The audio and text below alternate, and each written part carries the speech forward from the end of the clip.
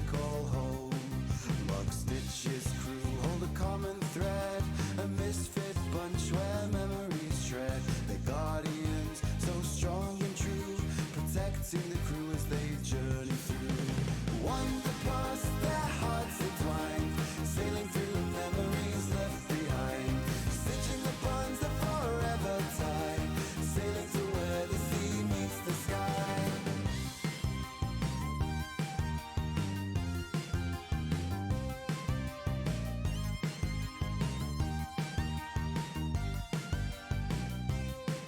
Way weavers weave a tapestry grand, unraveling mysteries hand in hand, sailing the waves beyond the stars they soar, forever seeking more and more.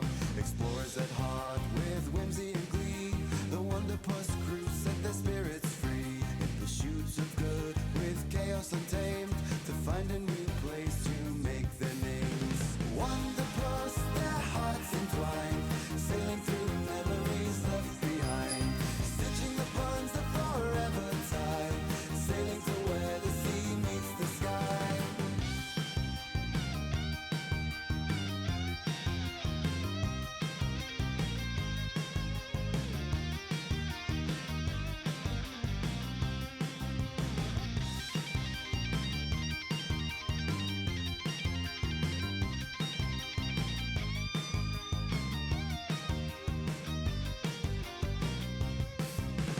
Wanderpus, their hearts entwined, sailing through memories left behind, stitching the bonds that forever tie, sailing to where the sea meets the sky. Wanderpus, their hearts entwined, sailing through memories left behind, stitching the bonds that forever tie, sailing to where the sea meets the sky.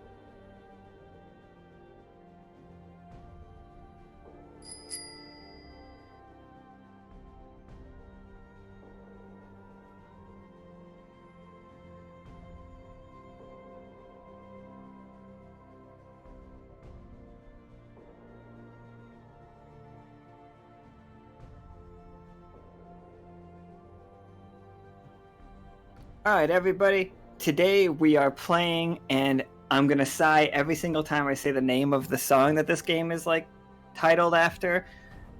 Life is a Lemon and I Want My Money Back. Obviously that's the only name I could have named a game where we are hunting down the physical dreamworm. It's the only thing it could have been, so it's very funny for me. I mean, Caustic recommended that song forever ago when I asked all the officers to give me a song to base the thing off, and I said no, never, because I hate Meatloaf, the band, the singer. It's one of his joints. Can't stand that dude. But anyway, it is the continuation of this weekend's, well, these last 2 weekends' events. So Friday, Simmons and Bamman and Adley, who else was there? Simmons? Oh, Leo went down into the sinkhole and like buried all the destroyed all the dream crystals and buried all of them except for one that got out, created an eclipse out of a nightmare. Then yesterday, Pim, Lore, Midnight, not Midnight, fuck. It was literally a day ago. Pim, Lore, Cashin, Karam went into the nightmare in a mech and then started like fucking shit up. And then like flushed him out of the nightmare and also destroyed his home. So he can't be anywhere except for in the real world. He, like, the head of the dreamworm, what's left of it, and just the head of it can change form. Like, just so we know, you're not looking for just specifically a head. Went flying to the east, and it landed in the bone sand desert, like the place Cass has been there a couple of times. And we know that it is dangerous. We know it is near Hymnal. We know that all the bones there resonate. These are just things that we know.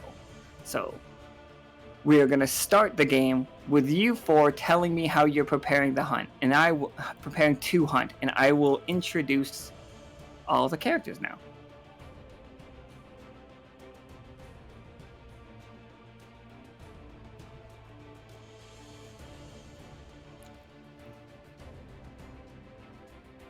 Alright, so first off, we have Kuari, a last-minute addition because Clovis couldn't make it. I'm playing Midnight. Hello, hello, hello. And we got Zero Lancer playing Howl. What's up? We got VaNex playing Clem. Nope, just silence. Oh, not again? No, I hear that. I heard that one. Okay, hello. Fuck, why does this always happen? And we got Cowboy playing Cass. Howdy, howdy. Alright, so you guys are like, nobody's had any sleep. Like, last night's mission, you guys cleaned shop over in Delve, like killing a bunch of spiders with too many elbows, but they also had skin and bristly fur. Yeah. All over Delve. Like, you guys were just like saving that city from that particular nightmare. Thank you, Cash, for that one. So, but now you four know that you have to hunt. Like, you guys know that you have a large creature to hunt and bring down. We don't have Clovis here, so some of the story is getting, like, truncated a little bit. But what do you four not wander around, like, with purpose, like, seek from the Lockstitch Academy, from around the Silver Thimble? What are you guys looking for, like, the perfect hunting gear? And whatever it is, just tell me, and we will add it to your inventory. Cass is getting the gentleman ready Absolutely. in all of this. And he is definitely pouring a lot. He definitely has a whole crate of, like, null bullets ready in that on the back of that carriage. Absolutely. So if anybody doesn't remember what the gentleman is, it is the item that Howl, Cass, Valentina, and Flynn got from going into Bone Meal when they took out the good doctor. And that is a large silver wagon that they can pull weapons of mass destruction basically out of the back. It could be like a minigun, they could pull flamethrowers. Everything all the weapons that you can pull from there are very strong. But they're also incredibly risky. So, like, if you roll a 1 when rocking with a one of those items, you are in trouble.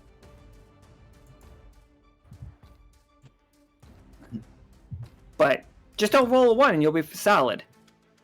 Alright, so no bullets and the gentleman, absolutely. How does Clem prepare for this? If I'm remembering correctly, like, don't I, like, have a, like, could I have, like, alerted Geary about this with the crystal or whatever he gave me on my communicator? Like, was that a thing, or am I remembering incorrectly? Could you have alerted Geary? How, he doesn't have a communicator. He doesn't, but he said to do a thing, and I want him to at least be aware about this. And I mean, also I would have gathered maybe more explosives and some other things, but I do remember it was a thing that he wanted to be, like, I guess, like, to know about this, like the dream worm and stuff like that. So I don't remember like how to, like, I know he doesn't have a communicator, but how do you think Clem might communicate? Like, do you think that Clem has a way of communicating with them? I mean, I remember him giving us something, and he put it on our communicator. But like, and he would just kind of, like, I don't know. I don't know how else, like. Sure. No, that's fine. You can communicate with Geary. What would you like to say? Like, what's the purpose of the call? Well, I think he would just straight up say, we're hunting down the dream worm. We know where we know where it's landed. Just letting him know about that. Roll me a 20-sider. Okay. Let's see where Geary is. Yeah.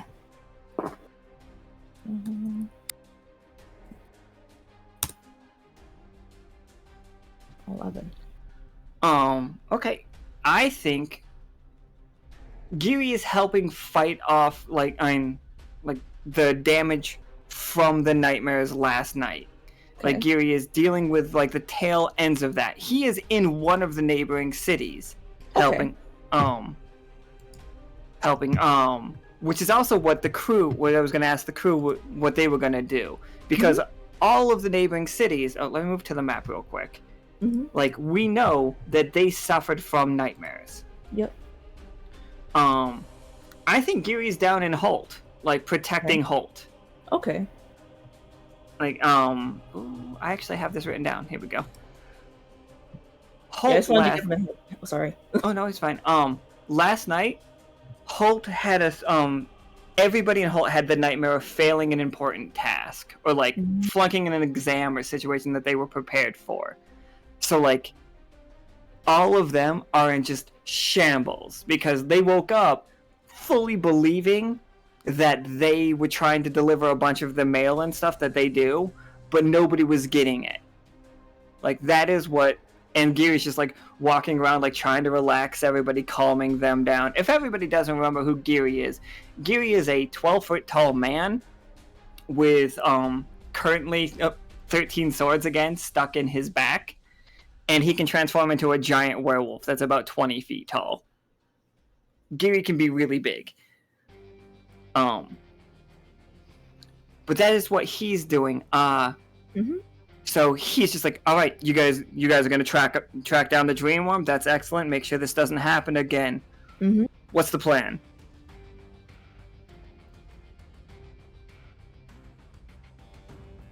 He's just straight up asking you, like, how are you guys hunting it down? Like, and did you need any information from him?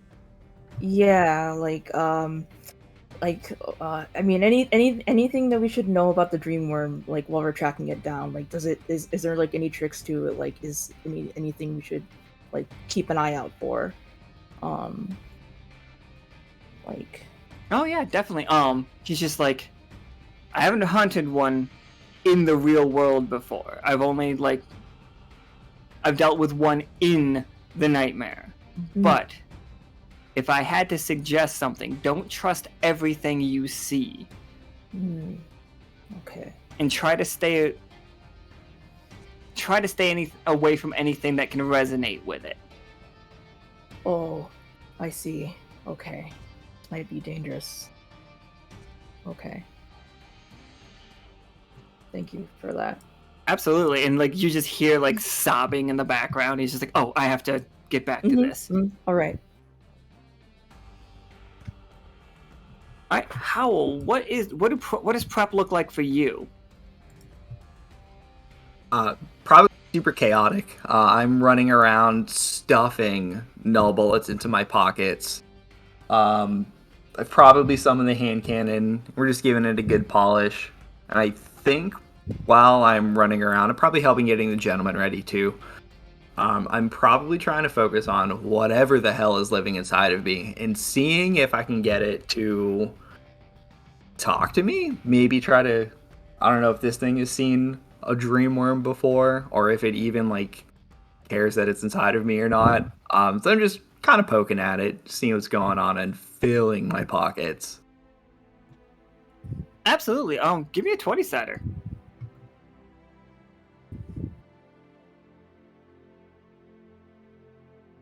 Yeah, successes all day.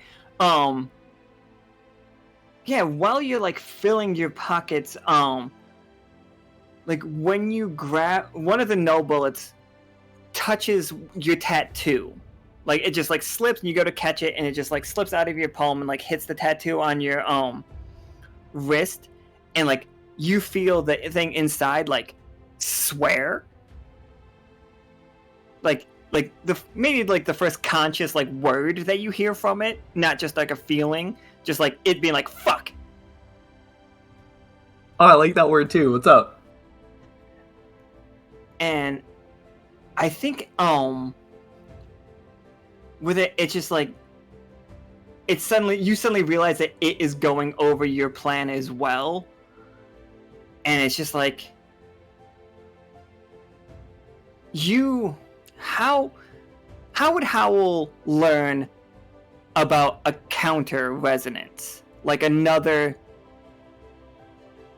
like you want to turn off its like vibration with a vibration of your own. Probably think to all of the magic that he's learned and acquired, and just trying to think about like if any of those had a resonance or a vibration to it, and just trying to think of like a frequency, I guess, that maybe he thinks would work or would at least make life hard for the dream worm. Okay, a very funny thing. Hold on 1 second. This is just the tie-in I've been looking for all my life.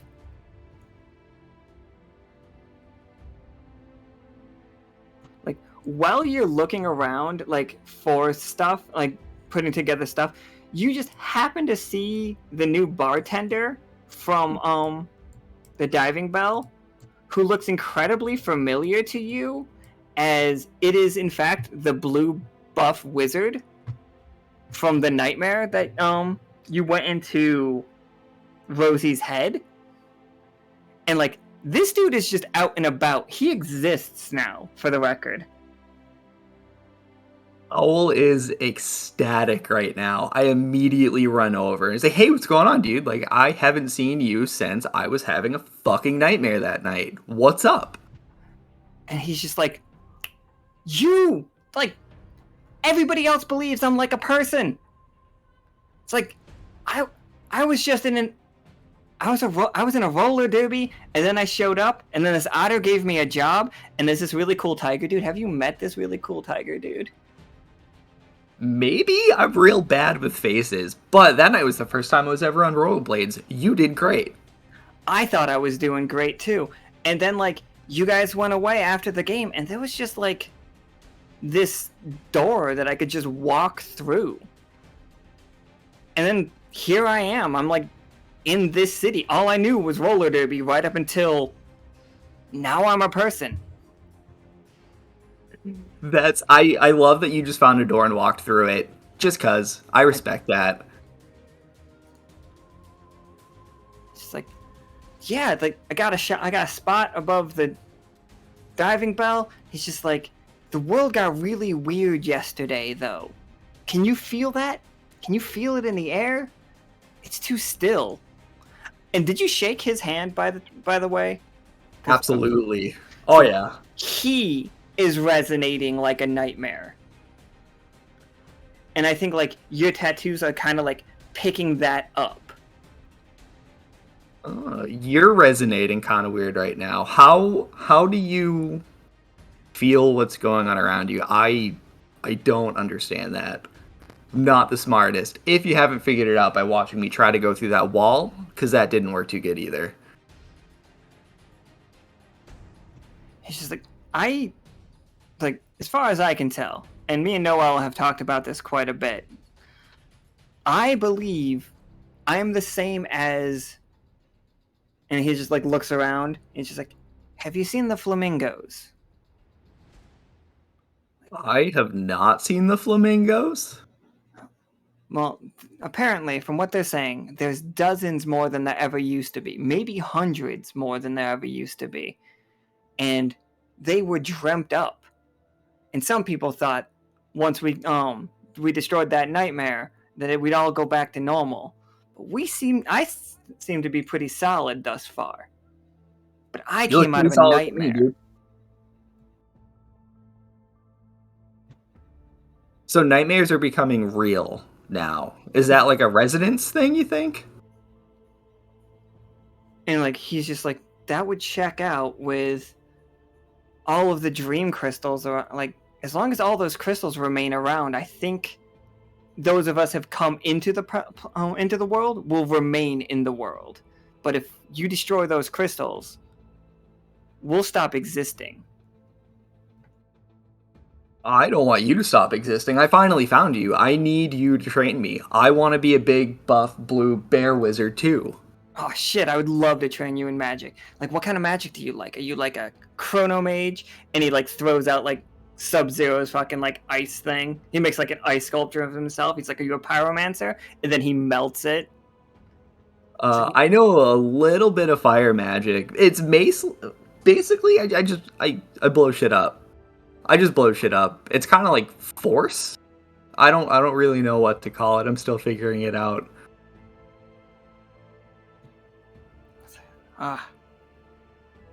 We'll figure that one out. Clem, can you give me another roll real quick? Yes. I will do that. Oops.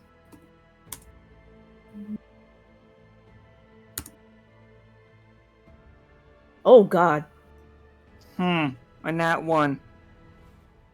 Clem, you fully believe, like, after your conversation with Geary and like the studying of dream crystals and everything that's been going on, you fully believe that if you kill the dream worm, if you like bring him down completely, then you not only will kill like big, like you're not like at this scene right here, like you're somewhere else, like in like your apartment getting ready for it, as like Blue and Howl are having this conversation, and they're like, they're super psyched, and that is just overlaid in the realization that Clem has that he might, like, when you guys kill the dream worm to stop all of these nightmares, like, you're gonna get rid of all the flamingos that were destroyed with that were created with this. So hundreds of flamingos are gonna go away immediately.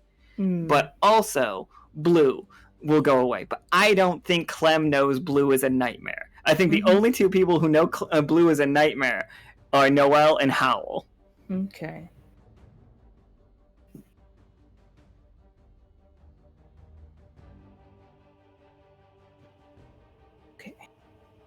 So like, Blue is down to help you research, and you rolled a 13 for that whole thing. So I'm just gonna like let you do it. Like, you can detect nightmares yourself, or you can basically track them down.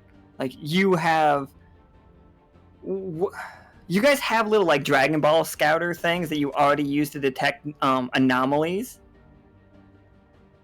So you can modify that if you want to, or you could create like something else that allows you to track them down, whatever you want it to be. I'll probably modify the Scouter, because I already have it. It's already built. It's going to be easier to modify that than to build an entirely new thing before we set out. That is perfectly fair. And you and Blue just have like a really cool hanging out scene of like you guys like working on it and like doing the testing. And this is all like in the twilight morning hours, you know what I'm talking about? Like the sun is just about to come up, like you guys ride at dawn situation. I'm going to make him my best friend. This is happening. All right. It's just going to be Blue, Forge, and Howl hanging out all the fucking... Forge is the name of the cat guy that he was talking about, who is in the chat as Darkborn, I believe.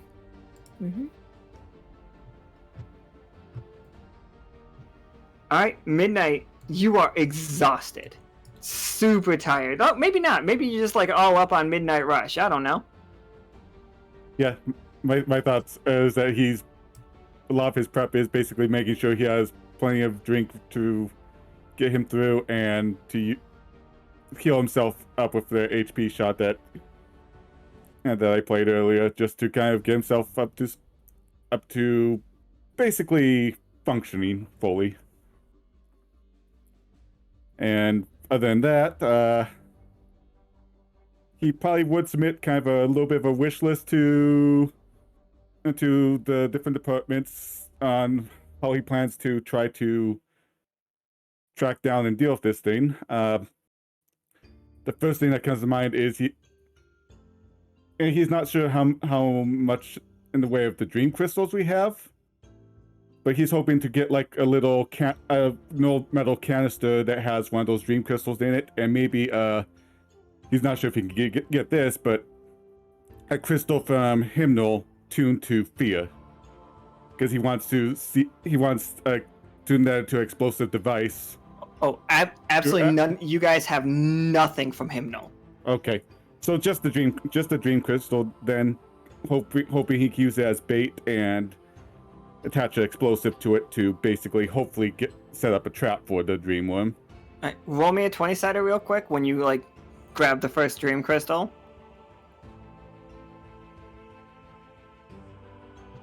All right, tough choice. So, when you hold the dream crystal now, and this is going to be the same for basically all of the dream, we're going to have like a quick scene that another like on top of itself. You got Howl holding like doing the dream crystal thing with Blue. Oh, go ahead and roll again, Midnight. Oh, okay. All right. So yeah, like with a success, you'll know it like even easier. Like, the dream crystal that you are holding is literally just a rock. It is a rock. It does not smell of lemon. It does not give you any, like, strange visions. It is a rock. Howl, the dream crystal that you are using to help to make this thing with Blue is resonating, but it is only resonating with Blue. As you're holding it, you are just like Blue is becoming more of a person as you have a conversation with him and stuff, and the resonance is slowly fading from it. He is becoming real as you are talking to him. But dream crystals around the city now, they're just crystals. They're just rocks. So the more you interact with a quote-unquote nightmare, the more real it becomes in exchange for the dream crystal's power, is what I'm gathering from this. In a sense, yes. Like, you are like the last bit is making this guy real. Like the very tail ends of it. Like, they would be like vibrating with everybody's dreams. Everybody that's dreaming, like even the daydream, like the realm of dreams is just right there. It's like, but you guys destroyed that yesterday. You literally destroyed the realm of dreams.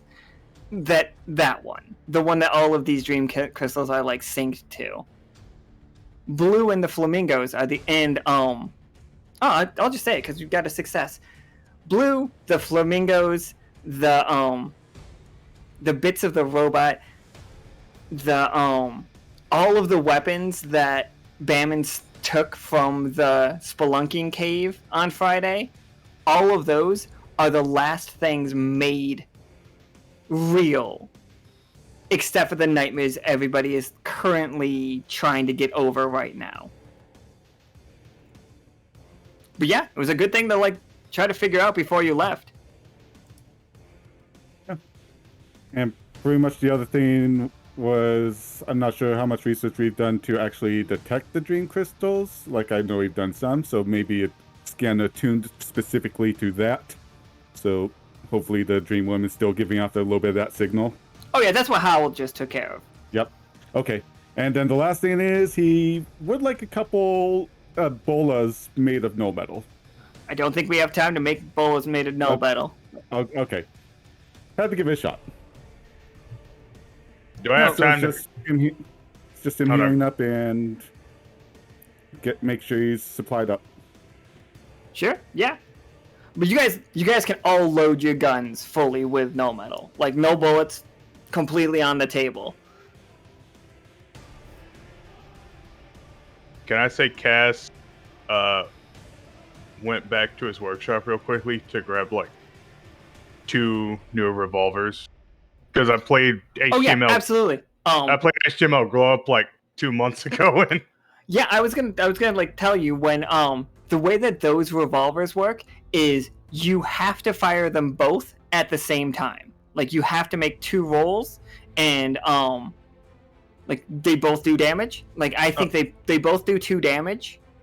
So, like, you get the total of 4 if you land both of them, but you have to take the consequences. If you roll 2 5s, you are taking 2 failures. Okay. Like, it can be quite good. They can really work out. But and a 20 overrides the other secondary one, and a 1 overrides them both. You know what I mean? Yeah. Like, if you roll 120, you don't fuck the second one. Who cares? But that's how your twin revolvers work. Okay. All yeah, right. I'm gonna load go ahead. both of them up. Oh, I said I was gonna load both of them up with no bullets. Oh, for sure. In the chat, real quick, let me just go back here.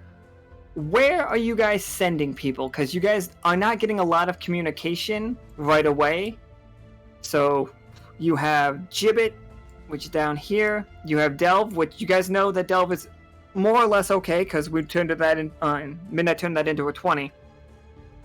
So like you've like destroyed them. Holt is currently having, a problem with nightmares, like overcoming them.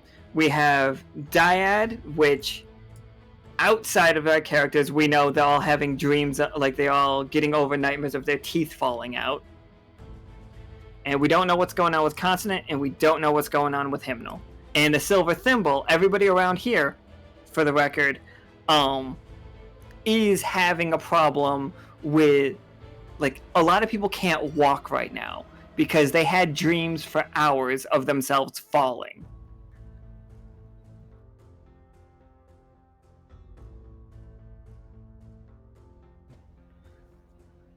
So yeah, go ahead and tell me which direction you guys all think you're going, and we'll get you. And this is the Bone Desert, for the record, everybody. This is where we're going.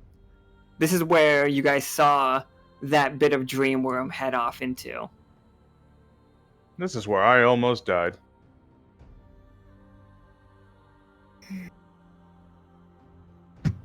I'm actually going to make a roll right now. This is for, like, man, let me tell you how good Bobbert's doing with his group of flamingos helping out all of the people. He's doing it 18 well. Like, he's doing great. He's walking around, handing out bottles of water, helping people to their feet. He sees Krieg walking down the street, and he goes and gives him one of those, like, really good political handshakes. Like, glad to have you here. And he starts, like, trying to lead Krieg into, like, helping out. It's just like, look at all of them. And there's just people, like, on the street, because they were out, like, watching the eclipse last night, and just, like, they suddenly started having fears of falling. And, like, they got wobbly legs and all, like, laying around. And, like, water and coffee for everybody. And Bobbert's just like, here, drink this. It's from the dwarves. And Bobbert is handing out that coffee that is not supposed to be in the Silver Thimble. Because Royce said he doesn't want it here. It's basically, what if coffee was meth, is basically what I'm talking about. So yeah, you guys, like, make it to... Oh, this is the gentleman, for the record, everybody. Mm-hmm. The gentleman does not need a horse. It just kind of goes. It is basically a car.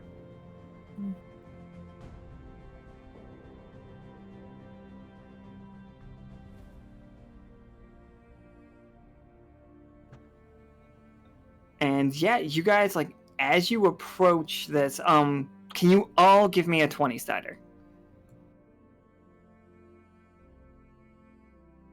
Goodbye.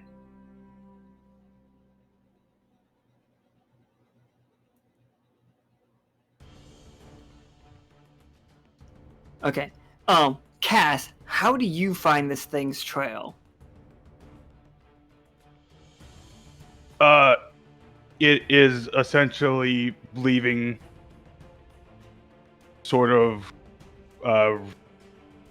essentially there's just a bunch of broken bones just everywhere. Even though the sands have kind of, like, laid over its actual trail, you could just see a trail of just broken bones leading, like, kind of where it's at. Oh, love it. Clem and Howl, like, you two, when Cass points out the broken bones, you realize that they have been, like, shaken apart. Like, they are not... It's not like they were stepped on. They, like, have just fallen apart from just, like, the resonance. Like, they did not do what they were looking for. Mm-hmm. These might have been like howl bones, hollow bones from like giant ancient birds that just were not nightmares and were not able to be made into nightmares. Mm-hmm. But you two can tell what was trying to happen here. Yeah. Let's see. Absolutely terrifying. I don't like that one bit. I think we should keep an eye out for more like this. Follow its trail. Definitely trying to. It's up to something. 100%. I'll try to look at the my new nightmare tracker too and see if that can't help me. I'm paying attention to that right now. I'm not paying attention to anything else. That's why I missed most of what's happening. Oh, fucking spot on. Give me a 20-sided for it. Clem, what you do too? We'll have you both do it. Okay. 16 is a success anyway, but let's see if let's Clem see. can get... No! Clem gets that one! Again! Not Vote again! for Bobbert! 2 of them! Damn it! Bobbert is doing great, everybody. Yeah, he People is. love Bobbert in that city right now. He's handing out, like, the cups. He's got, like... He's just like, see, Krieg, if, like, we can come together as a city, I thank you for showing up. It's really appreciated. And I'm glad that you brought some friends. You guys, thank you so much for this. And it's just like, you all are so great. And like, you see like multiple flamingos coming out with like blankets, and like all of these blankets look very similar to one that I believe Krieg has, where if you put it over somebody's shoulders, the ability relieve happens to them. And they are all just like calming down, and like they're sipping their coffee, and they're like, there's a whole like triage tent set up. You guys didn't even see the flamingos do that. It's amazing. Some people fell down, so he's setting legs and stuff. It's just like the hospital is going to be too busy right now, so we'll help out here. As they are like, they're setting bones just in front of everybody, and everybody's seeing Bobbert really doing this and helping the city out. So that's what happens from that one. Also, Howl, there is a huge-ass nightmare right in front of you. Not, like, it's like, you can tell it's like, okay, we have to go further east, but in that, on your detector, you see the fact that there was a massive nightmare. Cool. So good news is the tracker's working. We did that. The bad news is there's a big old nightmare to the east, and that's kind of where we have to go. Yeah, that would be it. Let's hope it's not another one of them damn spirit monsters.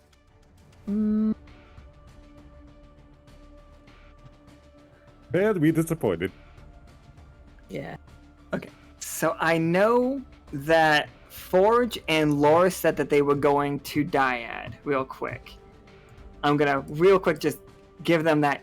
You guys get outside of Dyad, like on the ferry boats, and you see a line of Linkertons, like denying your entrance. Like no one comes in, no one goes out. Dyad is on lockdown by order of the Mayor Sal.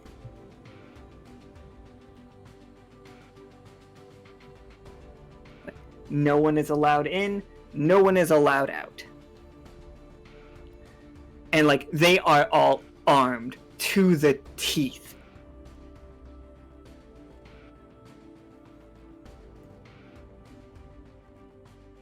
Like, it's not like they have the guns underneath their shirts like we've discussed before. Like, no, these are like, they're walking up and down the street with not even Tommy guns. Like, top, like the flapjack rifle style. Like they are set for war.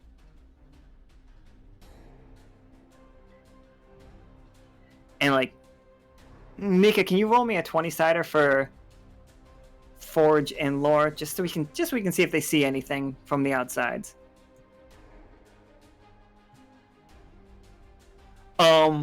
No, but with a 2, there is every chance in the world that you guys press your luck a little. Like, what'd you do to make them fire at you? They don't have to hit you, but they definitely showed the willingness to fire on the Wander crew. Like, that is happening at Dyad. They will fire at you to get you back and away from their gates.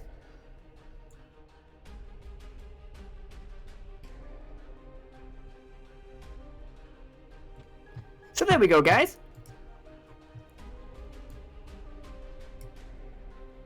As we continue east, like, you guys do see this absolute giant skull in front of you.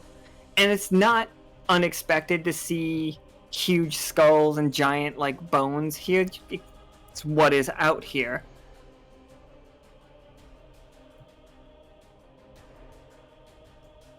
And, Clem, you feel... What's it feel like for your own bones to vibrate, but not the rest of your skin? You know what I'm... Like, just your bones. Sounds like a really bad chill, but from the inside. Yeah, absolutely. Howl, your detector is, like, picking Clem up right now. And Clem is matching the vibrations that is happening in these giant bones in front of you. Hey, Clem. Yeah. According to this fun new little nightmare scouter, you look like a nightmare right now. Are you okay? I don't know. I'm feeling really, really bad chills in my bones right now. I'm not sure. Hey, Midnight, can you give me a 20-sider real quick? Okay. Yeah. Midnight, there's a hand made of, like, cobbled together of, like, rib bones and other strange, like, bones from, like, not from a hand. You know what I'm talking about? Like, it looks only like a hand because that's what it's trying to be used for. It's about to reach out of the sand and grab Clem. But you see that about to happen. What do you do about it? I think Midnight's going to pull out Gary's sword, and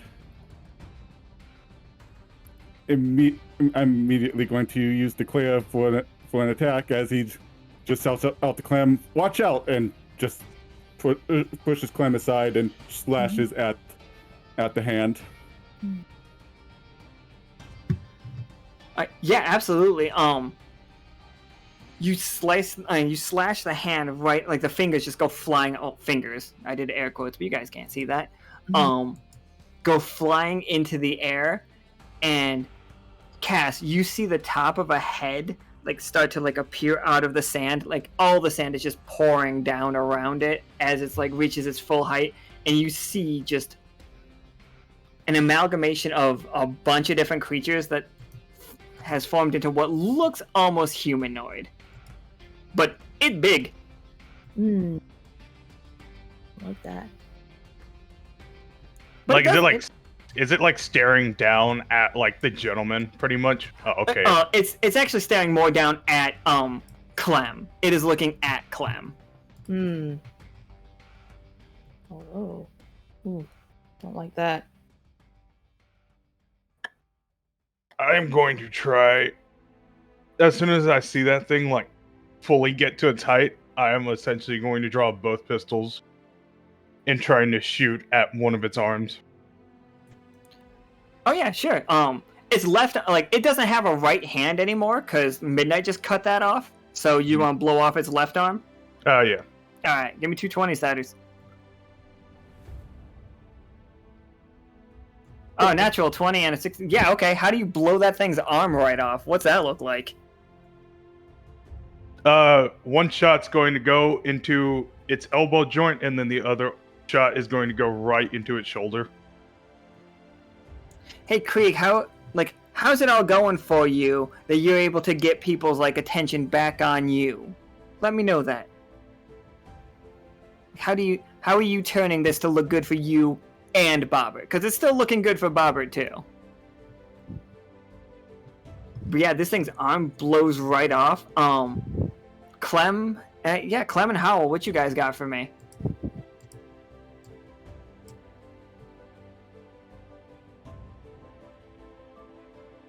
Oh, I see everything that's happening, all the shots being fired. So I think we're just gonna go for it. I'm gonna summon the hand cannon. I'm gonna fire off a last light, hopefully straight at its noggin. Oh, for sure. Like, it notices both of its arms have like been removed, and you guys just see like the rib cage bones and stuff starting to form into a little like grabby mouth thing, like a vertical slit mouth, as it's like using that to try to like grab you and pull you in because it doesn't have arms anymore. So it lunges at you right then, Howl, so you can like make your shot.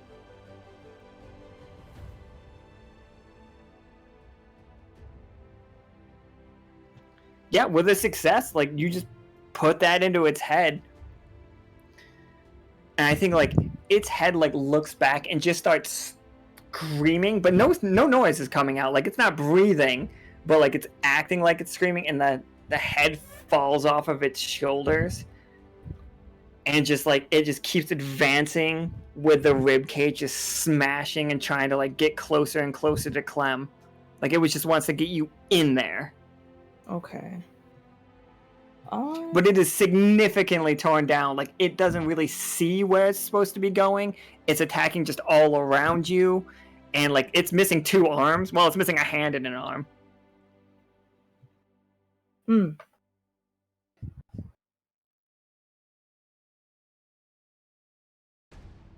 Okay.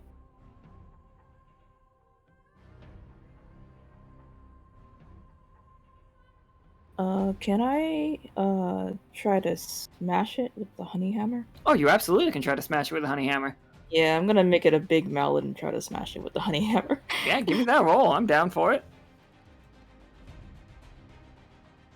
Ah, again! That's another 1. Am I doing this wrong? No, you're rolling it right. I know! Like, Oof. what the heck happened? I guess I tripped or something, didn't do it right. No. And there's another one for Bobbert. The sand was too thick. I don't know what happened here. But, like, Krieg shows up with all this food from Krieg's at Market Square. And, like, Krieg just looks over at... And Bobby just looks over at Krieg. He's like, oh, thank you for bringing those supplies I asked for. You're so generous. It's just like, thank you so much. And just like, these people will surely, like, love all of, like, everything that you bring. Yeah, Clem, your next roll is a 20. Yeah. You guys see, like, the honey hammer turns into a mallet, and Clem goes to make that swing, and just, it's still way faster than you expected, and, like, you see Clem get pulled into the rib cage, and is now, like, in the center of this thing. Like, and, Howl, that resonance is going crazy in this. Like, it does not have a head, it does not have arms, but, like, it is a rib cage holding Clem. That is what is happening here. With, like, some stubby legs. And it is, like, going to try to, like, run away. It's going to lay down on its chest and use some of the ribs as, like, centipede legs as it tries to get away from you guys. It has what it wanted. The resonance right now is going kind of nuts. We need to get Clem out of there. That thing's trying to run. Oh, Cass is going to spend 3 AP, and he is going to pull out Death's hand. And he is going to fire upon that thing's leg to make sure that it is not going to run anymore. Absolutely. And what's Midnight doing while this is happening? I think he's going to summon his Shadow Whip and try to tie it down quick for cast to get a shot in. Right. Give me 2 20-sided, you guys. Oh, yeah. 1 20-sided each. Oh, Oh sick. my god. Sick ass one. Midnight. I'm gonna do something. Bobbin is doing so good right now. By the way, I just raised mine to a success. Oh, yeah, we'll refund that one for you because we're taking that one. Oh, okay.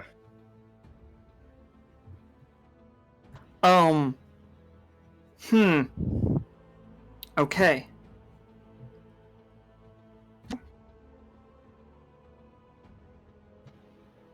Hey, Clem, this thing, like, you see, well, maybe you don't, Howl, you will see it.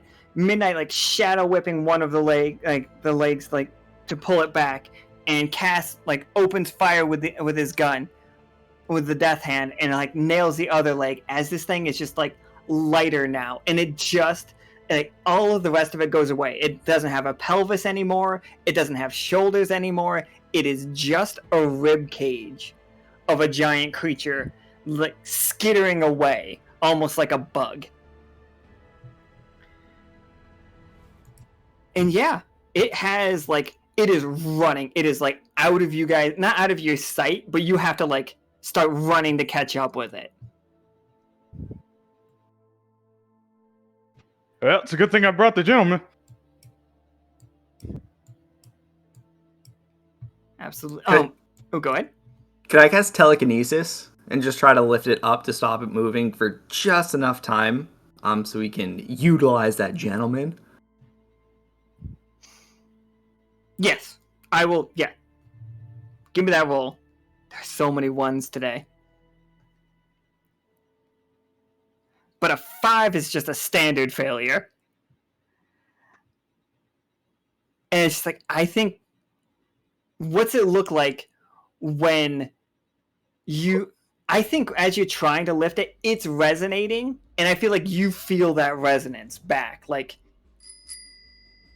it feels like you are holding it with your hand. Okay, we can do one more roll here. Like, that's what's happening. Like, you have it in your hands, like, by telekinesis or however, you think that one works for you. Alright, so it got a little bit better. Like, you can slow it down. So you can slow it down just enough, but it's going to deal 4 AP damage to you. Or you can let it go, and it'll get a little bit further ahead, but it won't hurt your AP. I'll take the AP damage. I think Howl grabbed a couple AP stims before he left, because he knows he gets a little crazy sometimes. Absolutely. So yeah, Clem, inside of it, you feel it get lifted off the ground for a second, and like when it's off the ground, this whole place is shaking. It's making you a little bit sick. Mm-hmm. Like, it is very nauseating while you're inside this. Let me grab this whole token thing. Move it.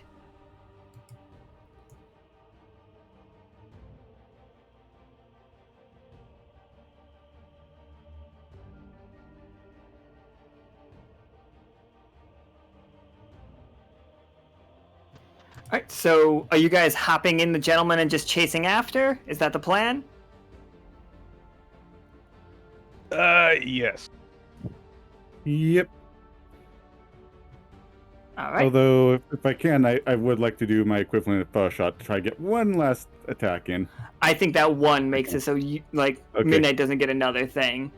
Like, I feel like you're exhausted. You, like, Okay. you feel like you've been up all night, just sustaining on your midnight rush. You know what? You need another one right now. You need it. Like, Midnight absolutely is depending on the midnight rush.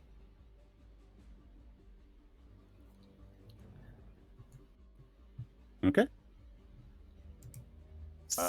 Go ahead. Real quick, Nika, can you roll for Arcana and Soap going to Arcana and Cash going to Hymnal?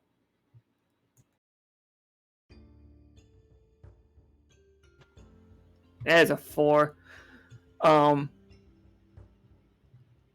So, oh, what was Adley? Okay. I thought it was Cash. Give me 1 second. What is Hymnal experiencing? Oh shit. You guys get the Hymnal, and they're fine. Akana's going to jib it with you. Adley, you get to Hymnal, and they are absolutely fine. Nobody in Hymnal is having nightmares. You do see a decent-sized crowd of people that look important, like staring to the north from Hymnal. In case everybody doesn't know, Hymnal is right here. Hymnal's underneath my face.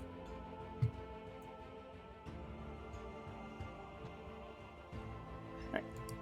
So yeah, nobody here is suffering from like the remnants of nightmares. You don't see any of the glass like having any problem, and one of the well-dressed, like appears to be some kind of priest, walks up to Cash and is just like,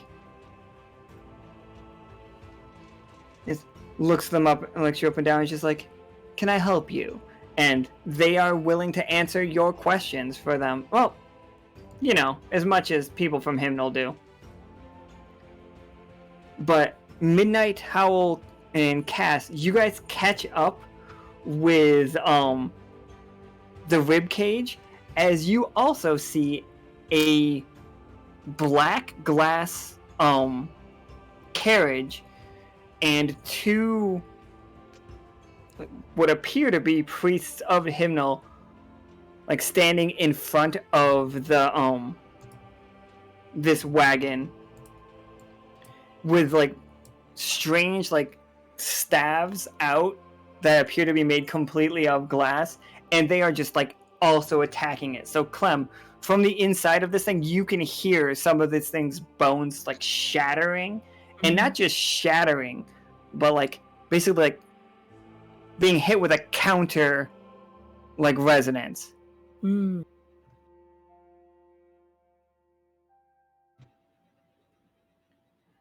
And like they're not saying anything, they are just attacking. And that's when you guys catch up with the gentleman.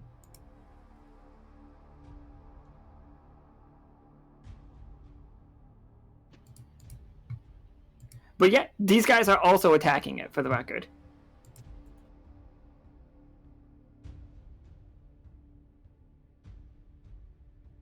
I made too many big tokens.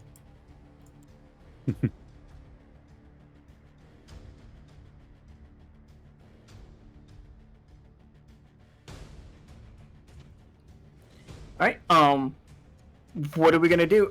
Clem, are you gonna try to like force your way out of this thing, or? Yeah, I think I want to try to, I have an idea what I want to do to get myself out.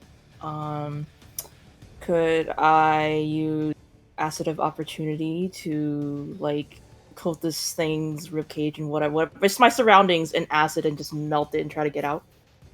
Yeah, absolutely. It'll be a 20. You know it will.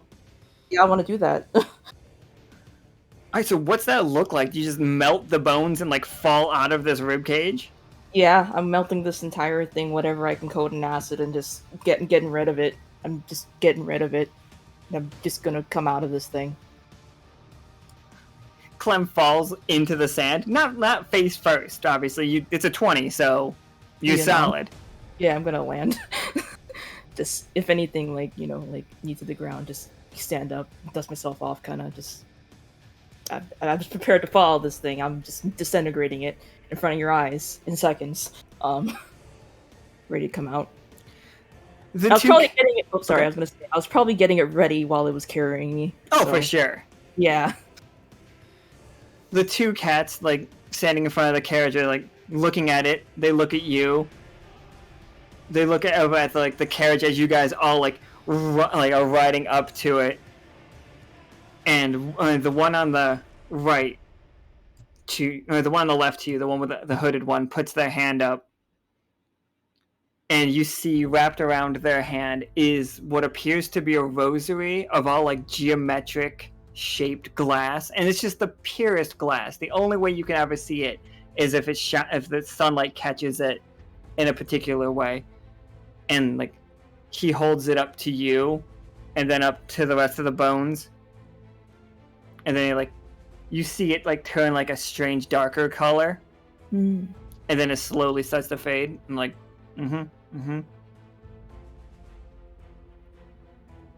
And yeah, they are just standing there staring at all four of you. These two.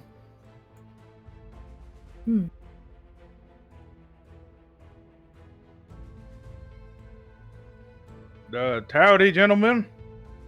I promise we come in peace. We didn't mean no harm. Just wanted to grab our friend and get back to tracking down a monster in here in these sands.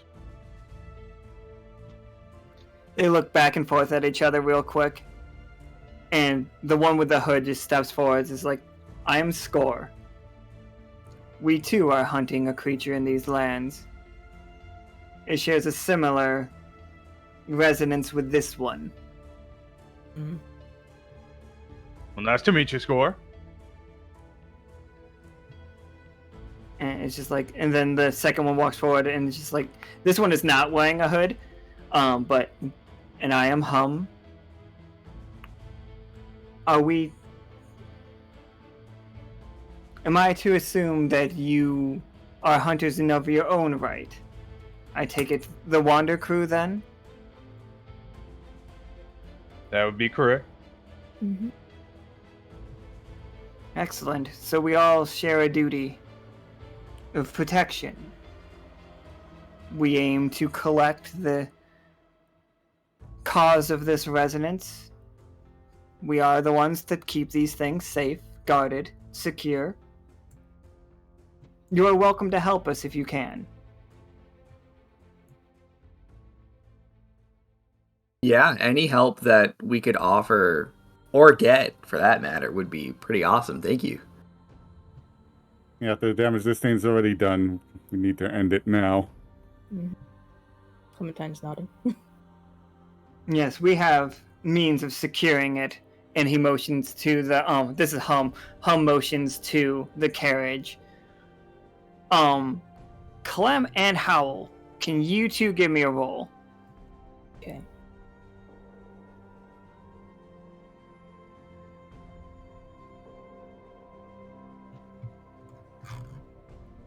Okay. Alright. So Howl, Clem is still a little bit like shooketh from like literally being shaken inside the ribs, but Yeah, this what's that? Probably sick. Oh yeah, just sick. Yeah. This wagon is a cage. Like it has no resonance at all. Like it is there, nothing is happening inside there.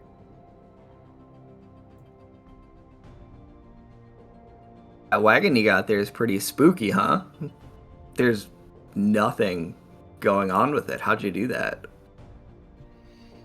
A little bit from Gibbet, a little bit from Hymnal. You understand? It's fine craftsmanship. It took a lot of work, but it is how we contain creatures such as this until we can get them to the museum where they belong. You keep these things in a museum? Oh, I'm sorry. You all's word for museum is very similar to our word for prison. That makes way more sense now. Okay.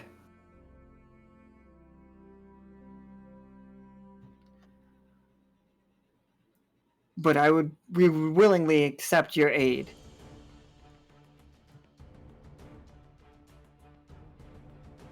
You know, I have to ask, just to be safe, why imprison it rather than destroy it?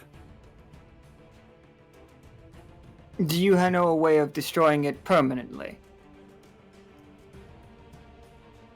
Given a lack of knowledge of this thing, lack of extensive knowledge, I wouldn't be able to say for sure. do you know exactly what it is? To some extent, we know it's a nightmare creature. We know that it...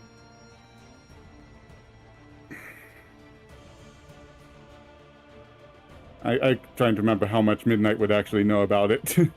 Oh, go ahead. You can ask me if you know about it, and I'll give you an answer for sure. Like, does he know about the connection between it and the dream crystals? Oh, for Like, sure. Okay. We know it's been spreading around crystals that have been creating pleasant dreams and nightmares, and that likely feeds off that some way. And I know that this, and he'll hold up Kiri's sword, does seem to be a counter to some of the creatures. I'm not sure to what extent.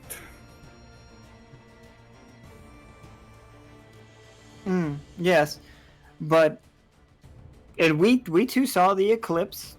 We saw it with our eyes. We, of course, Hymnal does not have to worry about nightmares. And like you see, like Hum kind of shudders at the thought of a nightmare.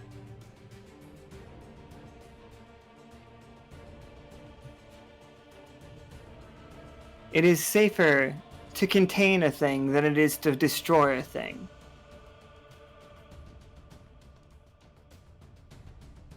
But what happens if that thing gets out? Nothing has ever gotten out. And like Hum's like kind of closes their eyes a little bit. Ever. We are very thorough. That's super ominous, and I like it. Right on.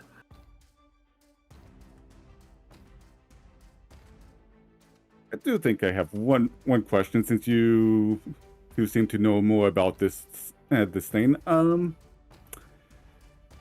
Would anything it does be classified as perhaps an illusion? That did not strike me as an illusion. Well, no, it's just fear can do funny things to the mind, so I'm wondering if that's something we should be watching out for. I think they both do a really odd tilt to their head to the left for both of them. And this will be a fun time to mention that the folks from Hymnal do not experience illusions. Mm-hmm. They're straight up immune to it. It's like, if you're worried about illusion, we can help you. And they pull out an extra set of rosaries.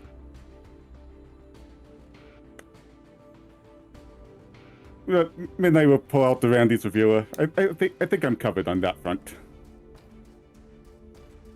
The others might need them, though. I was about to say, Cass will go ahead and snag one. Yeah, Howl will absolutely take one if they're offering. Yeah, Clementine would accept one too if they're giving them out.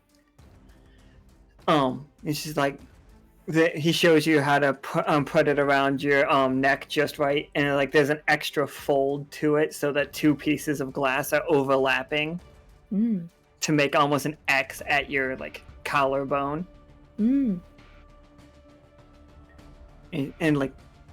now the trick is belief. Do you believe that you are safe? I do.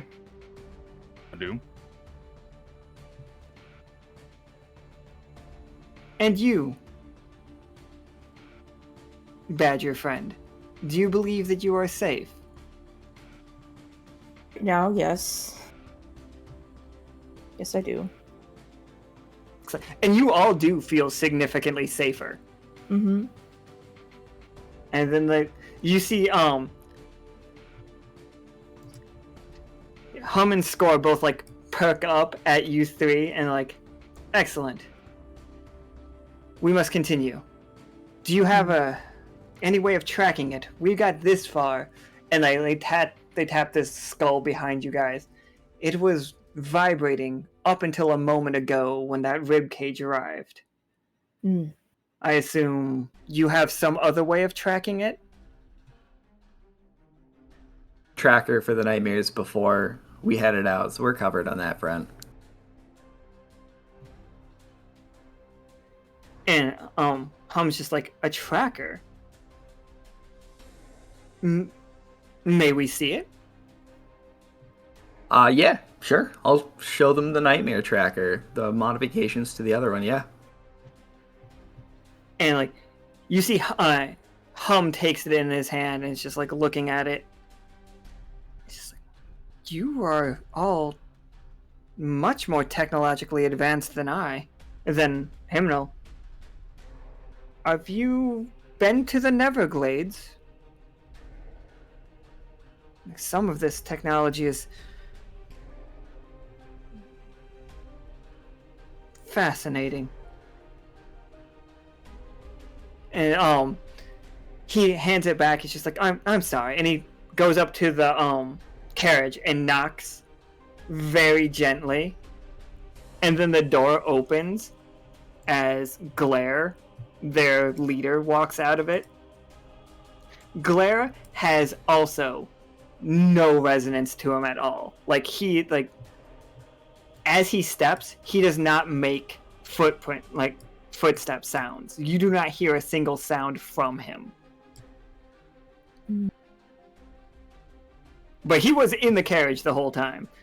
And he comes up and he looks at the tracker and nods, and then makes eye contact with Clem, Cass, and Howl, and sees the glass rosaries on you, nodding. And then he looks up and stares at Midnight. Midnight, in that stare, is all the judgment in the world. You get the distinct feeling that you do not belong in this desert.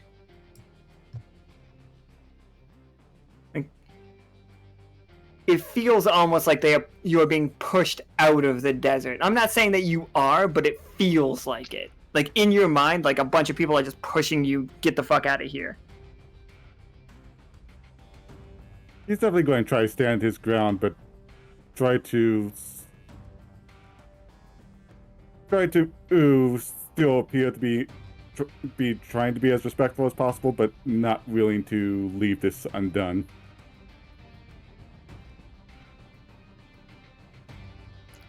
He looks at the tracker, and he makes a couple hand gestures to Hum, and Hum motions towards Howl. And Hum's just like, he wants to congratulate you on your invention. Something like this could be a huge benefit to us at Hymnal. If you ever think about spreading out a little bit, we could offer you much, and the Wander crew themselves as well.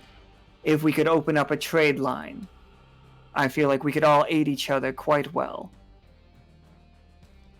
Oh, thank you very much. I'll bring that up with the crew the next time I see everyone. We would appreciate that. And Glare reaches into the sleeve of his coat and pulls out what looks like what if a business card was made out of glass? And he hands it to Howl, and it is incredibly delicate.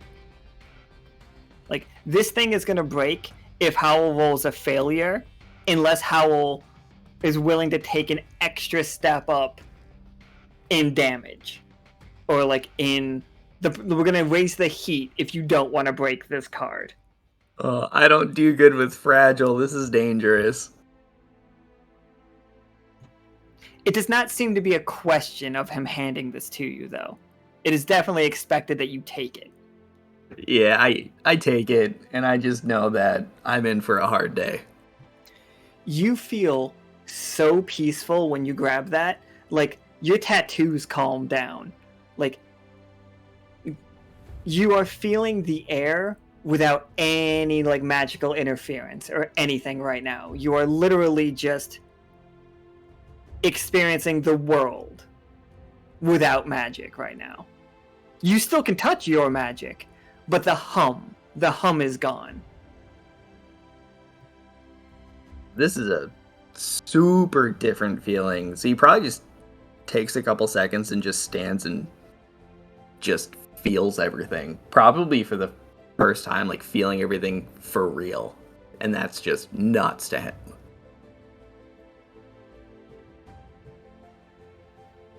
And like he nods and like walks back into like his carriage. And like he does like a hand motion, and like both Hum and Score just like he lead on, friends. It's like, where is it that we are going?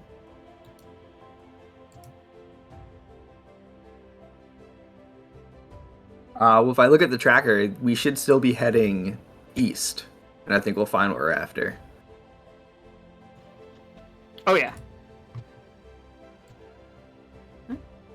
Anybody else have anything that they want to do right here, like while before we head off, or are we good to just keep heading east with this group as well? I'm gonna hit myself with an AP stim. How much does that give back? I believe it gives you 2. 2? Can I hit myself with 2 of them? We're going nuts. Oh yeah, like if you guys are like in the like if you are in the gentleman, not like running around and stuff, you could definitely just like give yourself 2 of those. Awesome. That's what I do.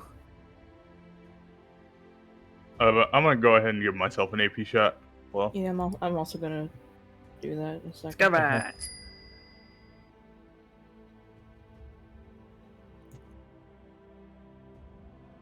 Oh yeah, it is 1. That's right. But yeah, we can refill 2 of your AP, and like you guys got like. But this map is going to be weird for me because I can't actually see how it looks for you all. Okay.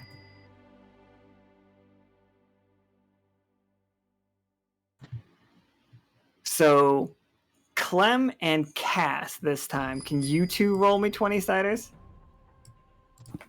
Mm.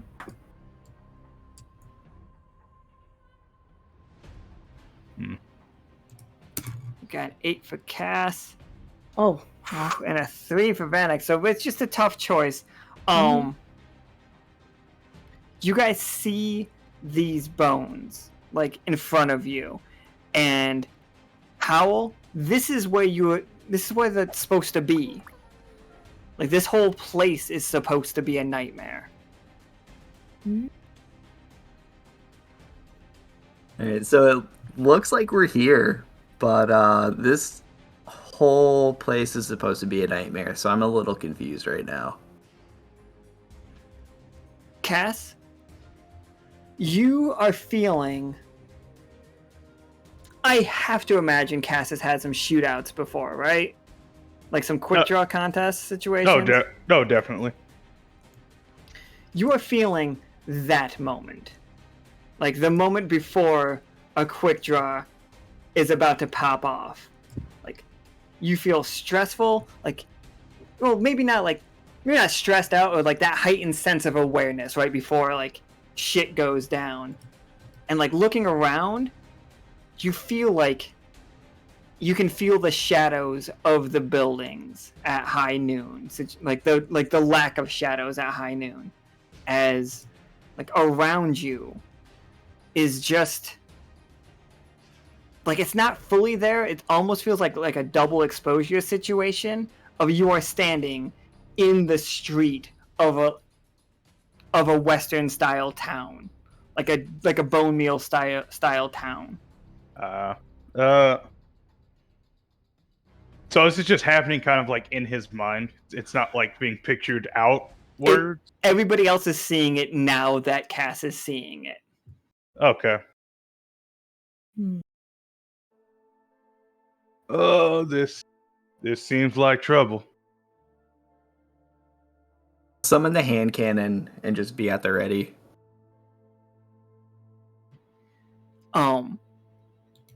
So this happens real quick. Oh. There is somebody standing at the opposite end from Cass. He's not giant. Like this guy is like about the same size as Cass, but made of bones. And in that moment, the entire world, all of us, like you guys, like no matter what you're doing, especially Simmons, but everybody else feels it too. You hear the ticking of a clock.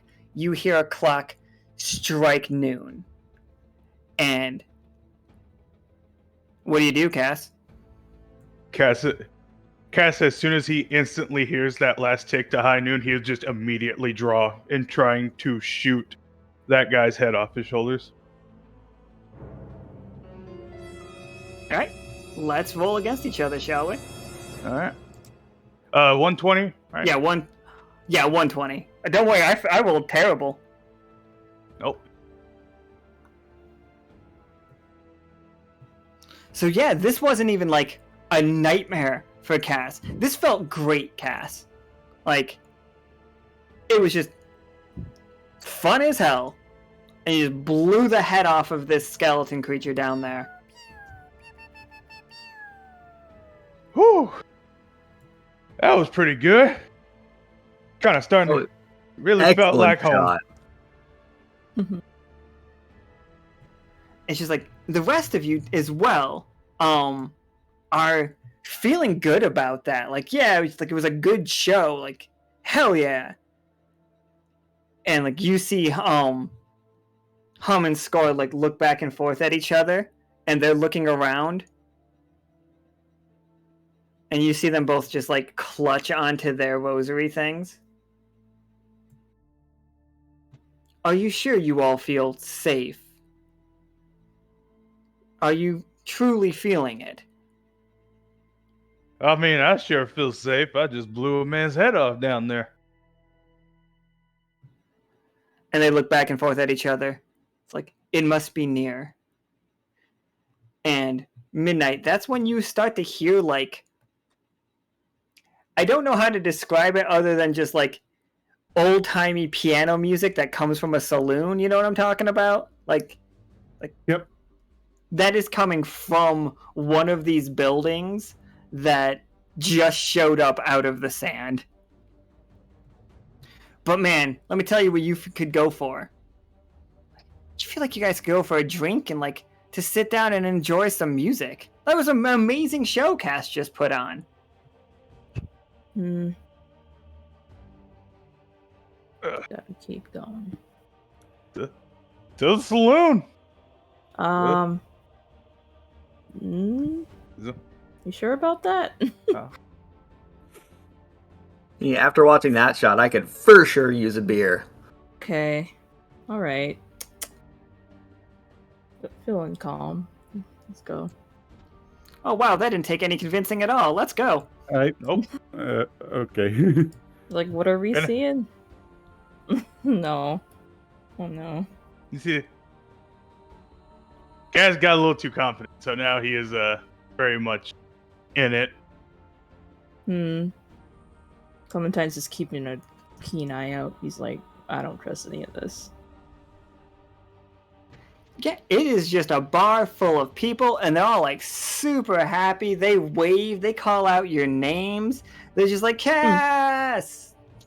It's like, I can't believe it. Clem's here. Howl, midnight. All right, come on over. We got a game of cards happening over here. You guys want to join in? Game of Howl cards. goes and sits over to play some cards. Absolutely. Cass is gonna kind of stand by the bar and watch this and kind of order himself something real quick. Oh, what does Cass order? Because they have it. Cass is ordering the purest moonshine out the east.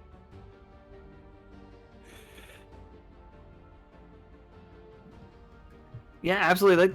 Like it gets right on the counter. Like you didn't even see the bartender. Like it was just like suddenly there. I think Midnight's going to go over and order a drink as well. But he is going to be thinking of something that should not exist as far as he's aware. Basically, the apple cider mead that he ordered from the Dream Cafe, the Dream Restaurant, not Dream, the Dungeon Restaurant in Season 2. He's going to see if he actually gets it. Roll me a 20-sider.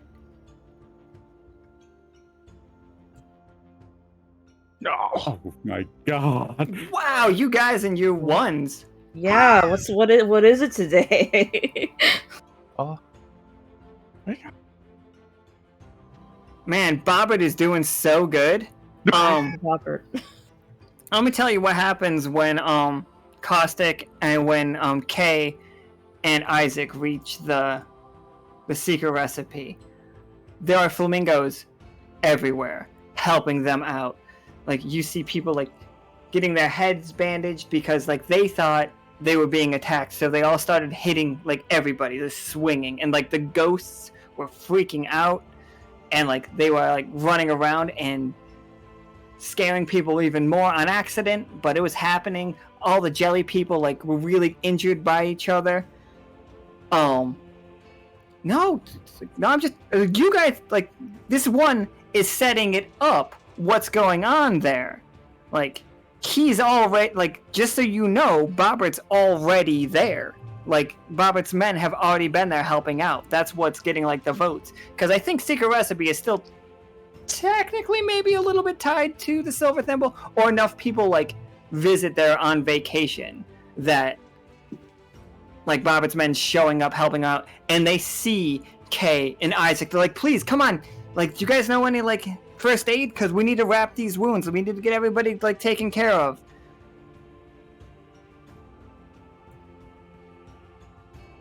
And that is what's going on there. They were having nightmares of an attack is what how they were feeling. So they started hitting each other.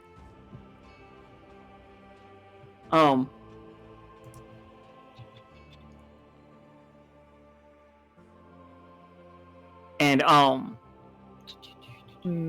1 second.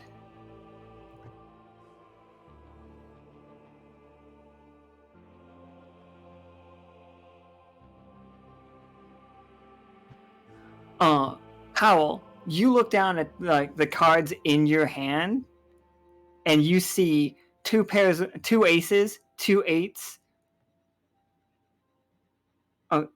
Yeah, you have sorry. You have 4 aces and 2 8s in your hand. Can Cass also walk behind him real quick and just see his hand? Oh, for sure. Okay. Cass is gonna look at his hand and then kind of peek down at him and just say, "Don't play the hand," and just kind of walk back to the bar.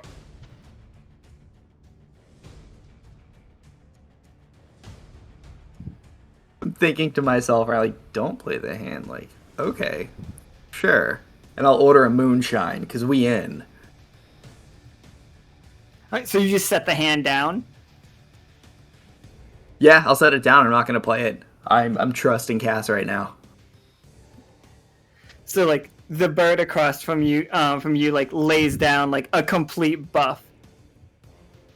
A complete bluff. And it's just like, haha, and they reach in and, like, they grab whatever it is that you put in as, like, your bet. But not, you didn't raise it. Like, so it's fine. Like, you lost, like, maybe a week's pay, but not, like, one of your magic items or anything. So, I'm gonna quickly explain to Hell real quick. Cass quickly explains. So, what I just saw there is a hand that the famous outlaw once got killed with. That hand is cursed. Well, thank you for not letting me play a cursed hand. That would have been fucking terrible. Midnight and Clem, you two are like hanging back in this bar, and something feels off for sure. Yeah, no, Clementine's not feeling good. He wants to leave. He's like, they knew our names. Like, that's not right. I don't like this. We have to go. Like, we still have a job to do. This isn't right. Like, guys, hey, he's trying to get everyone's attention. I think we gotta go. I don't know if those drinks are, what you're looking for, but we have a job to do. Shouldn't be doing this right now. Oh, Cass has not. Oh, Cass has not taken one single sip of his Yeah, drink. no. Cass Yeah. knew from the moment he walked into this place that Yeah, something was off. even entertaining the idea. We're here, but I don't think we should be right now. This isn't right. Yeah, I mean, town appearing out of nowhere, that's always suspicious. And I didn't hear if I actually got my drink or not, if it actually was what it... Yeah. They gave you a glass.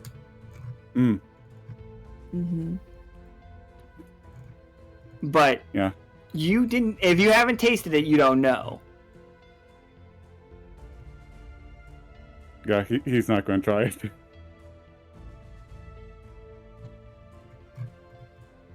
Right. So, are you guys like getting out of here? Just like slowly walking out? Maybe not slowly, just like running out of it. Clementine's already been backing out the entire time. He's For like, sure. He's Yeah. like, you just want to take a look. He's like, nope, this isn't right. They knew our names. This isn't good. We gotta go.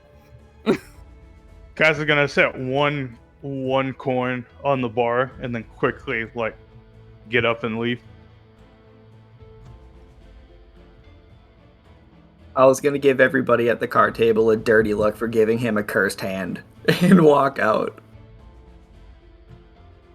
I think in that moment, as like you give them a dirty look, you guys see all like 5 of the people in this place give you that smile. Like, and it's a creepy ass smile. It goes like, it's like, what if the Joker's smile was even more extreme and basically touched your ears? Oh, is it? Oh, it's Cash's Fine. smile, isn't it? The sign, guys. We gotta go. This isn't it. There we go. And like they all like start just like walking towards you, and they're like, don't worry, no panic, no worries. And she's like, we're good, we're all fine, we can all be friends, can't we?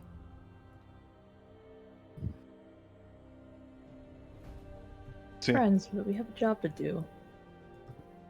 Right. And like each word is said by a different mouth, like a different creature here. But and it's just like, you don't really want to kill me, do you? If it has to be done, but does it? Like, what do you want? What do you want? I would Question- like to like give people pleasant dreams. Well, you also give nightmares, and those aren't pretty good. Like, this is... How can you judge how good a dream is if you don't have a nightmare to even it out? Are Scorch and Well... Home nearby? Oh yeah. Yeah, they're definitely close by. Probably just off frame, like behind you, as you guys notice this town isn't here anymore. Like, yeah, like, They're right back here in just Yeah. a pile of bones that were resonating to make you think of a town. And just like this skull was making you think that was giving you the dream of a nice saloon. Yeah. But we could all just get along, I'm sure. I could make your dreams come true. I have made your dreams come true. But there are dangers So- to that when the nightmares become true too. So I know there could be a balance, but it's still too much. It's not. We might have to get rid of you. Like this. That's what we're here for. I'm sorry. Clem, based on your roll from earlier, when you rolled that 1, you believe anything that came out of dreams will be destroyed if you kill this worm. Yeah. Okay. That's why I think he's talking that way. He's like, we have to get rid of these things and we have to get rid of you, kind of thing. I think that's his reasoning right now. He doesn't really want to kill it if we don't have to, but he kind of feels like we have to just kind of set things right. Like, I think that's his thinking right now. He doesn't really, you know, knows, like, he believes what he believes right now. Ugh. And he believes that the dreams and everything will go away if we get rid of them. Whatever's been manifested. But yeah. Yeah, like, so we're doing this, huh? Okay. Cause like, I mean, like, honestly, yeah, he's willing to talk, but yeah, he just knows we came here to get rid of it. Like, these two come flying by on their wagon. Mm-hmm. And, like, they jump off in front of you guys, and they both, like, have their, like, staves out, spinning them, and just like, okay, which one first? Mm.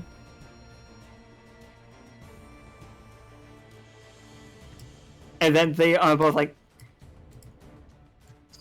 find the primary target, get it into the wagon, the rest we can take care of. What is it?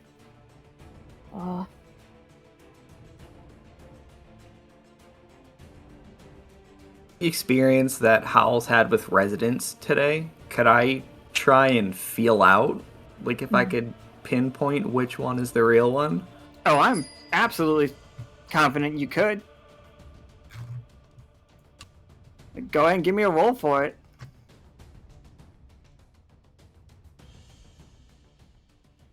Oof. Ooh. I'm still mad about that card hand. No. Yep. It's like, oh no. Huh? 1 second. I'm trying to find a token that I did not name anything useful. Is somebody lowering it or somebody re-rolling it? Okay. One more time. This time with feeling. Mm-hmm. Believe in yourself. Take a deep breath. Okay. Just a I little believed bit. Just a one little bit. more. What?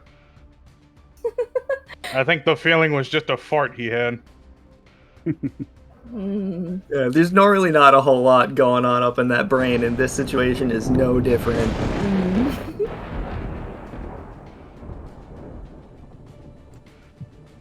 So, Howl, you were in that game.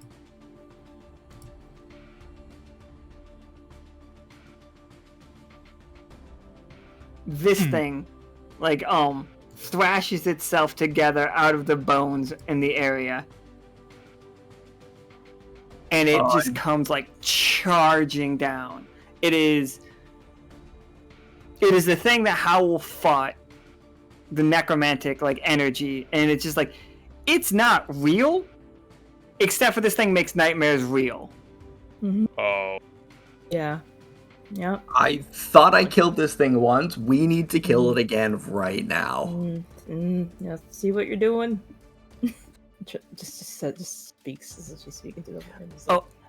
Also, absolutely. It was like, as it was like, you see all of them close their eyes and start to glow like green, like St. Elmo's fire situation, and then a bolt of lightning comes down on the massive skeleton behind you, and this is what steps out of it. Oh no.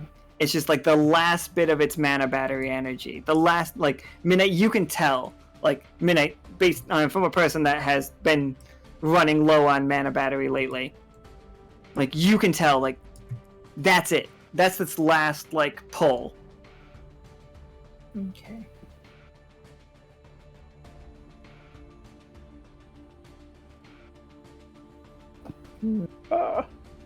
So what you guys want to do?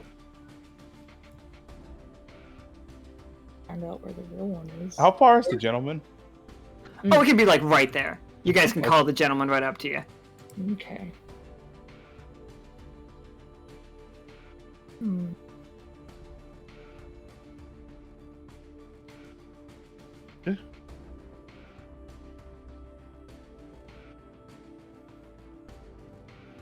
Can I pull up my sniper and just, like, try and, like, fire on just one of its wings, just to see if it's, like, if it can be damaged or not? Oh, for sure. Right.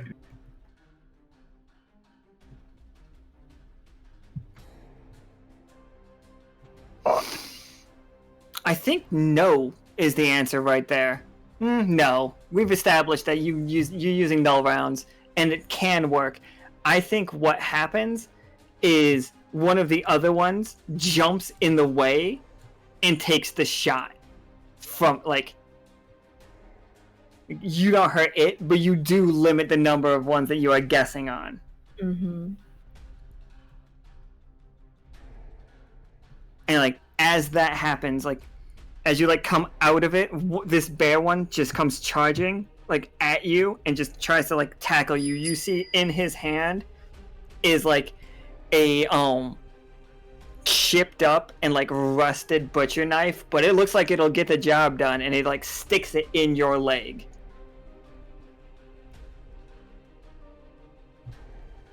Alright, Nika, can you roll me a 100-sider to see what penny slots we got? Because that'll be interesting.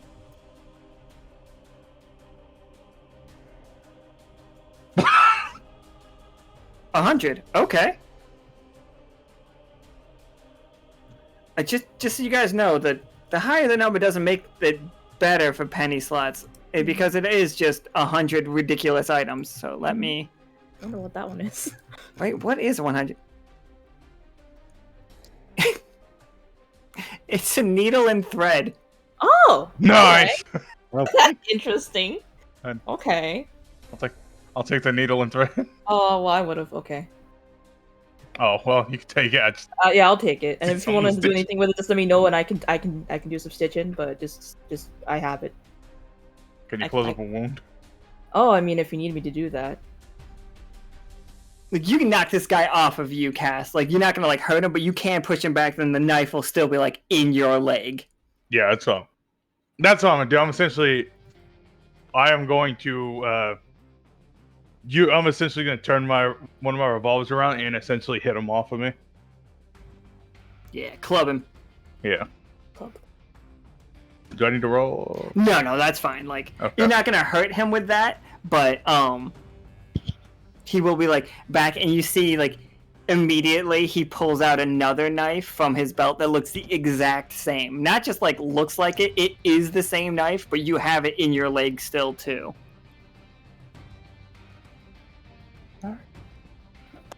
Alright. Midnight, what are you gonna do about this? Like, you see and feel a nightmare, and you also feel the presence of mana batteries. Or at least, like, the end of the juice of one.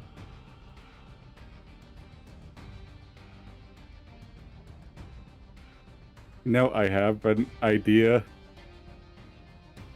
I have a possible suggestion here. Can I use Pathfinder to try to find the path to the real one? If I describe well enough how I'm doing that. Yeah, go ahead and make me a roll and then describe how it goes. Okay. Hope it's not one because okay. It's a tough I am- choice. Go ahead. I am actually going to do something here. I'm playing a simple plan. Because I think what Midnight does is he takes a step back and closes his eyes, just focusing on all his other senses, particularly his sense of smell and his what little sense of magic and particularly fear spirits he might have, as he just tries to follow that scent towards whatever the real one is. I'm not sure if you want to just hold on to the one, but my idea for that... I'm holding on to that one. Oh, okay. Yeah, yes. that's how simple plan works. You get a 20, but I get a 1 when I want it. Okay, because I was thinking maybe it would take him out of the fight because of his weakness is smells, but yeah.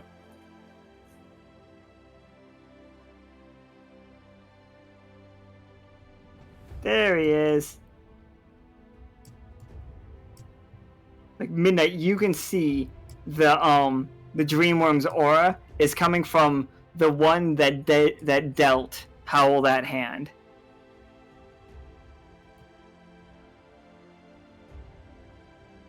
Midnight, without opening his eyes, will just slowly point at it. That one.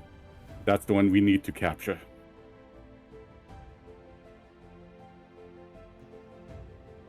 And Clem, once it's pointed out, like, it definitely is. Like, you can suddenly, like, you guys have been pretty much clear of the scent of lemons since this has started.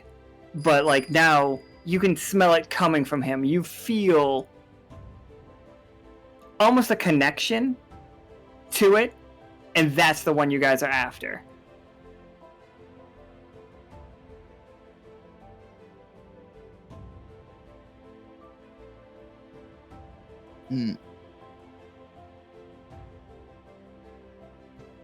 But yeah, there's your guys' target. I mean, the big thing is still, like, stomping around, for sure. But... Okay. Huh? No. I don't know if Hal Clem got something going. Yeah, anybody can go wherever you guys want to right now. Like, Oh, shit. they are, like, everybody is trying to keep distance away from you, except for the bear and the big guy. The bear obviously stabbed Cass in the leg, and the big guy will be making, just roll his attack right now. This is coming towards, this one's coming towards Midnight.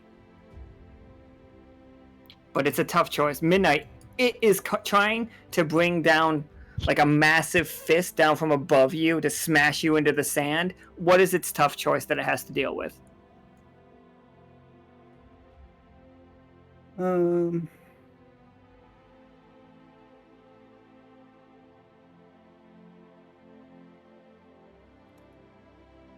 With him focusing his senses, it either has to basically do less damage because it can't use its full force without alerting him, or it gets a little bit of a stab from the silver sword. I think it's going to deal less damage to you. So it's going to hit you for 2 as it, like, backhands you. Like, it doesn't get right out there, so it, like, has to, like, basically slap you back. Like, it couldn't slam on the ground, but, like, it could just, nice little backhand. So Midnight's knocked back real quick. You guys do see Hum and Score like spinning their weapons around and like taking it to these other two. Like this one and this one, they are like splitting up, and they're very good fighters. They're very competent of themselves. Well, I mean, I don't want to say that before I make a roll. One of them's great. I did say Hum and Score. So which one? So Hum, you guys do see Hum get stabbed through the stomach, by the nightmare beetle, and he's just like going at him, and it's visceral and it is terrifying. As Score takes out this one, just completely wipes him off the map.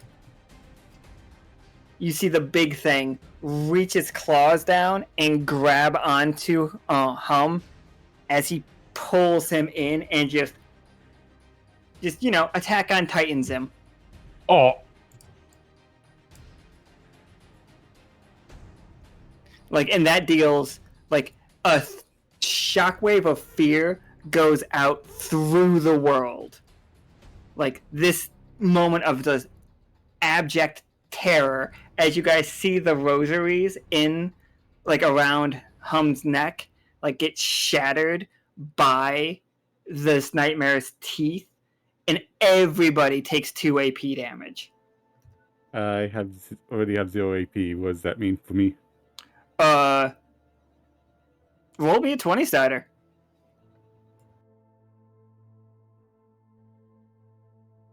You good? You feel it, but it takes you to a knee.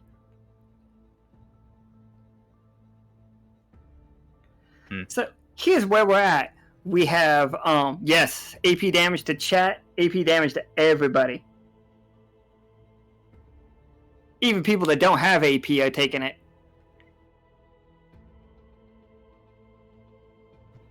Alright, so you have Bird Guy here.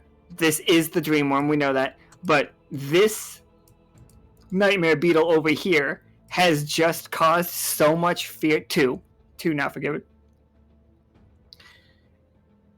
Yeah. Like, this beetle has just caused so much fear that it is also becoming a, like, ridiculous creature. So now you have two giant-sized nightmares. And a Dream Worm. Here.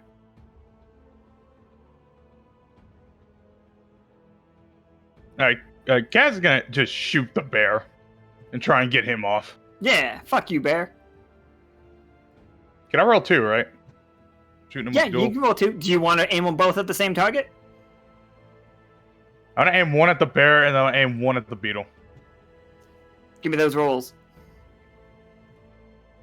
Those rolls went insane. I thought that was a 20 for a good second, though. Alright, so do you want to... One at the bear, one at the beetle. First one, bear. So, bear, just like, he's done. Just, bam.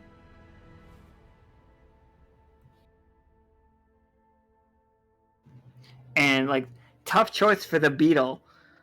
So you shoot at the beetle. You can hit him, but you will notice that he's about to make an attack on Clem.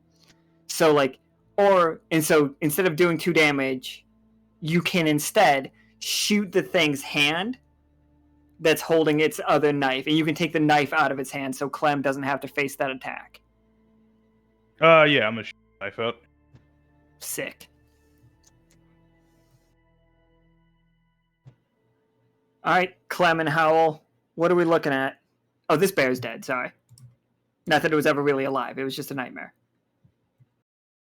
So the object is to get the Dream Worm into the carriage, is that right? Into the carriage, that is what the folks from Hymnal are trying to do.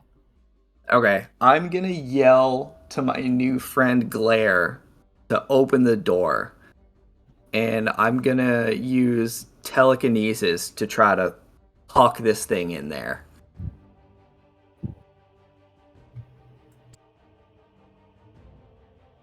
Glare silently opens the door. Completely silently. The hinges don't even make a noise. And, like, you see him, like, standing there, like, in a very, very ritualistic pose. Like, ready.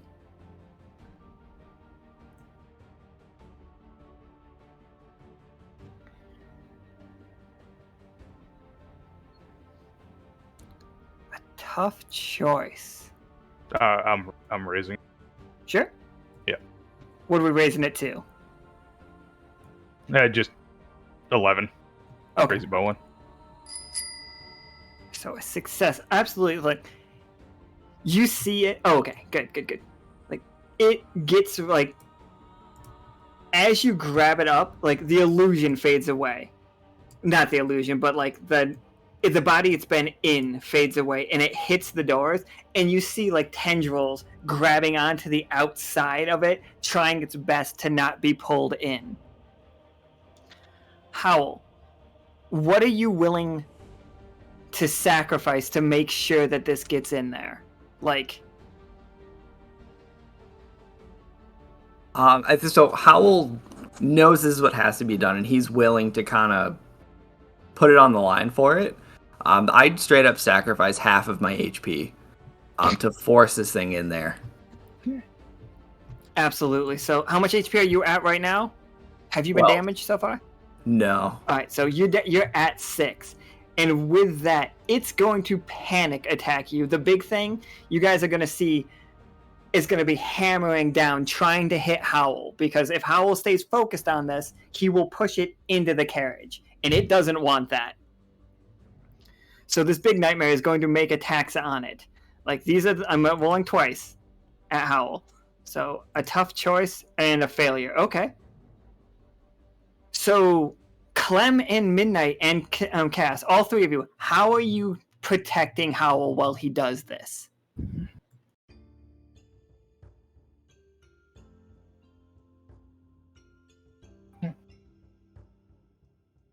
I'm quickly reacting to like the first one that pretty much is trying to slam their fist down on Howl. Just like fucking quick draw, blowing the fingers off. Yeah. Love it. Clem, what do you got? Like right now, you see one of those hands is coming down, like almost scythe-like claws, like coming right for Howl. But you know you can stop this. But it's going to cost you a bit of something. Health, HP, an item. What do you give up to protect Howl right now?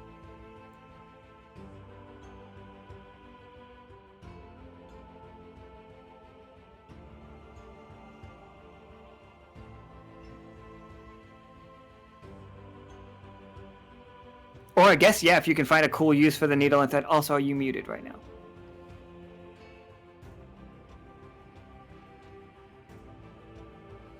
Sorry. I muted because there was noise. Can you hear me now? I can hear you now. Yep. Yeah, sorry. I said, could I actually use the air jelly?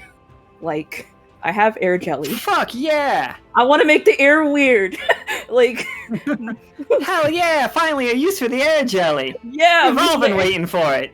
Yeah, fuck, making the air weird. I'm stopping this thing's hand from getting, like, you know, like, at him, and I'm gonna whack it with the hammer. Also, just using the air jelly for sure, though. Love it. Absolutely love it. Alright. So, Midnight, in this moment, you see, like, both of the hands of the giant creature are being taken care of. And, like, just the beetle is just, like, charging. The beetle is E-Honda charging at fucking Howl right now. I need you to know that.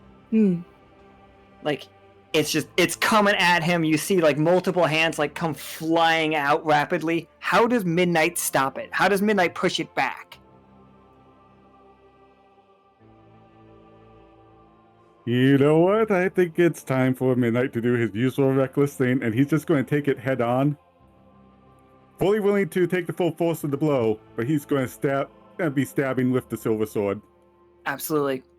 Give me a 20-sider. Let's roll against each other. Like a tug-of-war situation. I rolled a 16, which is pretty good. Actually... No, I rolled a 19. You rolled a 16. Yeah. Oh. They're both successes, though. So, I will give you the option. Like, you both, like, you hit each other head on, and you do 4 damage to each other. And, like, that's a lot for this beetle. This beetle doesn't have a lot more health. Do you want to go again? Absolutely. All right. I rolled a 19 that time. Again. I rolled 2 19s. All right. So you see it smashes into Midnight, and it's like, Midnight, your feet are dragging in the dirt, like in the sand. Like your back is very close to Howl. You see to your left, Cass and Clem are fighting the big guy off as much as they can. Do you have what, 4 more HP? Yeah. Do you want to go again?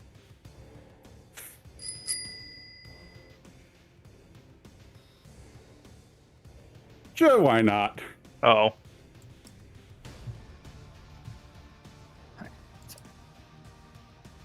Nice. I see the cross counter, and that would have been awesome, but I'm gonna give Midnight this moment because he would have, like, if we won with the cross counter, he would have won, but he just won on his own right now. Mm-hmm. So Midnight, what does that look like? How do you bring this guy down? I think at the first 2 blows are just clashes, pushing each other back with Midnight on the back foot. He just kind of takes a look at the rest of the crew behind him for this last clash. Takes a deep breath and just goes more into a kendo stance, holding the blade in front of him. And instead of trying to overpower the thing, he just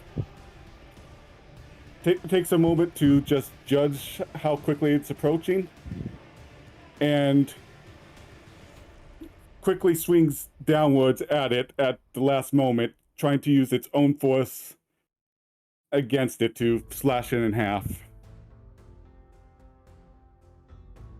Yeah, it gets, like, cleanly cleaved in half, and then just, like, and just fades away.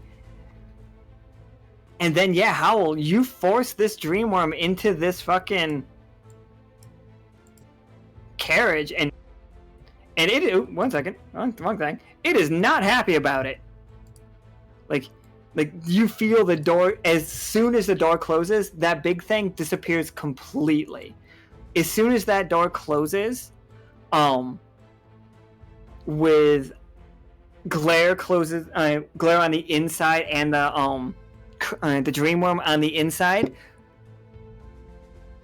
As much as the world changed yesterday, when I said it, like, you guys weren't facing the lemon scent anymore, you guys didn't have to feel those problems, that's happening again, but on a smaller scale. It's just happening for you guys. Like, you do feel safe. You do feel like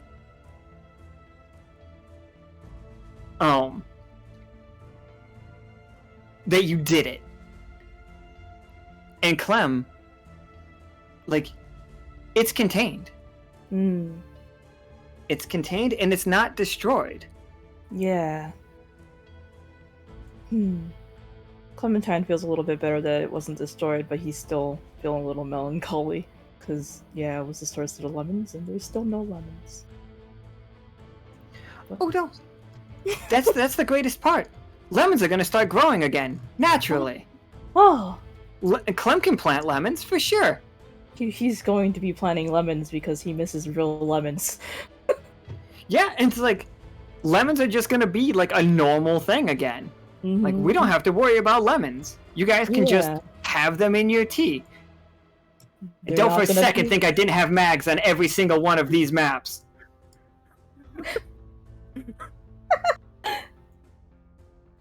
He was here, in the background. Oh, he was ready. He was prepared. I just in case you guys thought, like, hey, I want to make a roll for it. But until Midnight said he was bringing mags, I wasn't, like, putting them in the scenes. Mm-hmm. Yeah, no, this was too much of a death risk for him. Yeah. So you guys do see Score, like, walk up and grab Hum's staff and pick it up and, like, now holds it over their shoulder and turns to all of you and bows. Clementine just nods. It's just like, and like he's just like, thank you. This will be safe. We will keep this safe, like everything else. Gus is gonna kind of walk over to him. And it's just like, I'm sorry about your partner. No. They knew the risks. We all do. I assume you all understand the risks of this life as well. Clementine just solemnly nods. Midnight's gonna be writing a runic prayer in the sand. Cass is gonna take out a bullet and just carve his name into it and just drop it in the sand. Yeah, for sure, Score will like take these like rituals that you are doing to like show support to it, and like he sticks the Hum's staff in it as like a marker for their grave, and it does resonate, and it's just like it keeps resonating the entire time. You guys can see, what is it? You know when you do a vibration under the sand and it makes a pattern? Yep. Like, he does it with the staff, and it doesn't spell HUM, but it does, like, show the symbol of Hum's real name. And Howl and Clem, can you two roll one more time for me?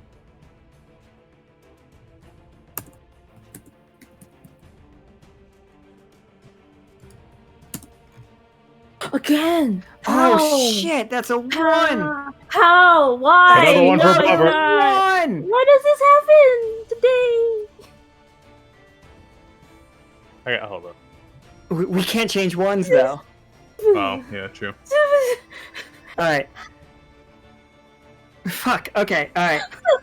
I'm laughing distress. I think there is like a stinger to this, like that we will get to. We'll hold on to that one. You Okay. guys do like perform the ritual and whatever, like however you would like thank them and however you say goodbye to like Hum, and it is appreciated by Score. 100% Score is very happy. Glare has not said anything. Glare has not left the cabin. Has not left the wagon yet. And they say their goodbyes and like they shake everybody's hands. Even Midnight's, who like they are not particularly happy that he didn't put on the rosary. But they do appreciate the runic message, and like they shake Howl's hand and they look at the tattoos, and they tap exactly on Howl's wherever Howl is keeping the card to remind you that you should contact Glare at some point. Just nod at him and say thank you. And yeah, they are gonna turn around, and the wagon, the way that their wagon moves, by the way, the wheels do not rotate. Have you guys ever seen those like little like hex bugs that vibrate to move? Oh yeah. That is how their wagon moves.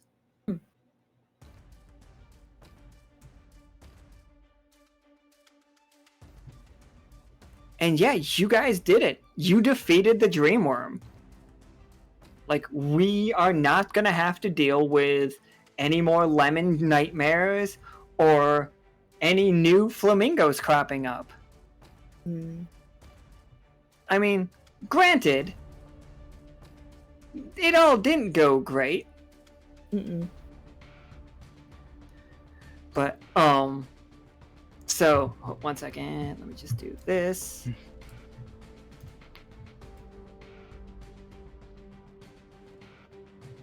So we know that at the base of this skull stands a one of the hymnal staves, and has like in the ground carved in. Are they deep, or are they just like written like lightly in the sand? Midnight. Basically as deep as he could get them.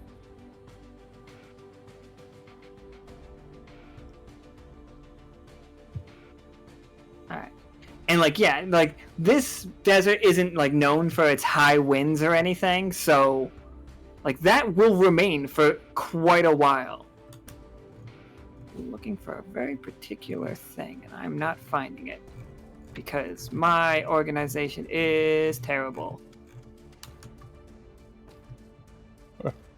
One second. I'm getting there, guys. Don't worry about it. Nobody panic. Ah, here he is.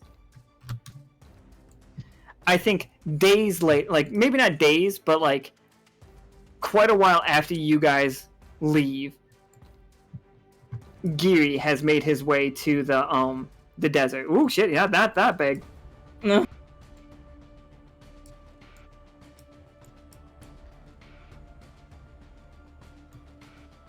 And Geary like sees it, and he does basically the crossing himself equivalent, which might be crossing himself because Geary wears like the same amount of jewelry as Mr. T, but it's all like religious.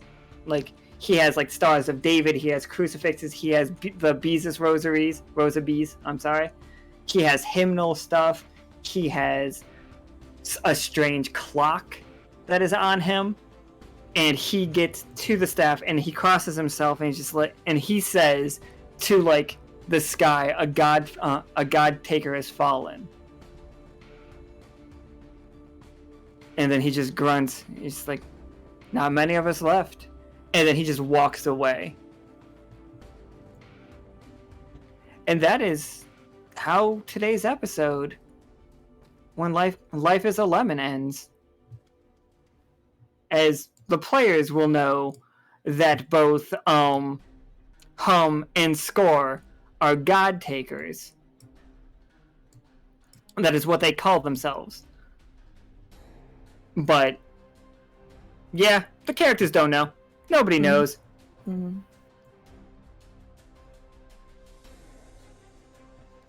So yeah, I hope everybody had a good time. Oh, absolutely. That Real was quick, awesome. where was that treasure map at? I could not. It was in the wagon. I did not notice that. No, I'm talking like in the wagon. You guys could have gone into the wagon. It was like, Oh, well. I expect you guys to try to go into the wagon. That's my fault, though. Oh, well. And then behind him is the thing that where they are keeping the well, let me just. This is holding the dream worm. Mhm. And for the record, for when, like, if you guys are wondering what the artifact that the dream worm is, like, they have put it in a crystallized lemon, just for funs. Yeah, for fun. Aw. There's like a Oh, guy. tiny crystalline lemon, but I didn't know if we were gonna do that, if we were gonna kill it. So I was like, I'm not gonna bother trying to get Midjourney to create a fucking crystal lemon Mhm. when I have no idea if we're gonna kill it. Mhm. But yeah, they are returning the lemon to Hymnal. I think there's definitely a scene of Cash and Adley like looking over and seeing this black wagon like vibrate itself into town and go straight to the like refurbished museum, and like a group of like priests coming out with like glass boxes and glass boxes filled with glass boxes as they take this item inside this museum. And that one's just gonna like, I didn't see a good time for me to use it that wouldn't have like ruined the story, so I was just like, nah, he can take the 20. I don't need that one. But yeah, so to recap for today's game, we hunted the Dreamworm, the physical, what was left of the Dreamworm. Clem learned that, well, Clem fully believes that if the Dreamworm dies, everything that came out of that dream goes with it. And we understand that belief tied to those dreams is paramount. So there's a good chance that if we ever do kill the Dreamworm, absolutely everything that came from that realm dies. And then that was a little bit of a panic. Clem asked Kuari for help. Kuari helped as much as they could. Howl invented like a nightmare detector, like just changed the thing to say when a nightmare comes true. And like Cass and Midnight fucking equipped themselves to like full bore, went into it full null metal guns and fucking full weapons, and just went to town. You guys killed like nightmares left and right, traveled through the Bone Desert, realized that the rest of the world, also rest of the seasoning side, also had massive problems with nightmares. But don't worry, everybody, don't worry, because the answer to all of that was Bobbert had people everywhere. Everybody was helped by Bobbert, except for Dyad, who won't let anybody in. Like the when Kuari had to leave, the Flamingos showed up at Holt, helping them out. When Silver Thimble was in trouble, Krieg was helping him out too, but Bobbert was helping him out even more, and also like somehow ended up co-oping Krieg's help. Like the secret recipe and the secret towers, helped by Bobbert fully. They're great. Everybody's doing amazing. Hymnal didn't have a nightmare problem. So yeah. And then you guys, instead of killing the Dreamworm, locked it into a carriage that the Hymnal priests had gotten ready for. They were ready for this. Like, it maybe in retrospect, it seems like they might have been a little too ready for it. Like, they may have done this before. And that fully equipped to do it. So yeah, the world tastes fine again. Like, lemons are going to begin to grow as a natural thing, because lemons are more or less natural. Even the lemons that still exist are not tainted anymore. It's all good. Also, I think there's like, we get one last stinger scene, which is Sal and Samuel. Samuel is Sal's like head Linkerton guy, discussing that the city is closed off, and he's walking back and forth. He's just like, yes, make sure nobody in and out of the city. We move, and like in the game, we know that they are going to move on Saturday. That's when it's going to be. I'm not going to say the date exactly because I don't know how long tomorrow's game is going to like take. Like, they move on Saturday, and you see Samuel being like, sir, I'm sorry, but we have already scheduled this wrestling event. These people are coming from all over the world to participate. And, like, and he's holding up a flyer. He's like, yes, we'll let them in. Like, the wrestlers can come in, but that's it. No one else. And there we are. That is the setup for the wrestling game. You guys, the players of that game, are spies. You are keeping the attention. Like, you guys got to put on a good show so that they are distracted enough that they don't notice a Connors team, which the spy team are sneaking in at the exact same time. That is what that game is.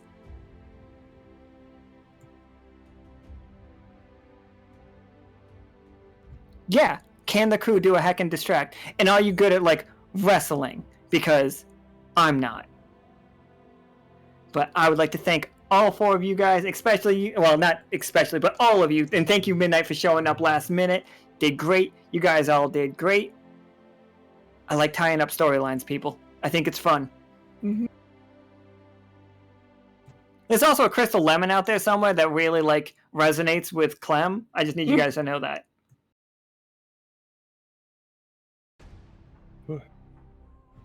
So, with that, I'm going to say goodbye until tomorrow, where we play After Dark, which is, you know, the studying of all this stuff. Except for we don't have a body to study.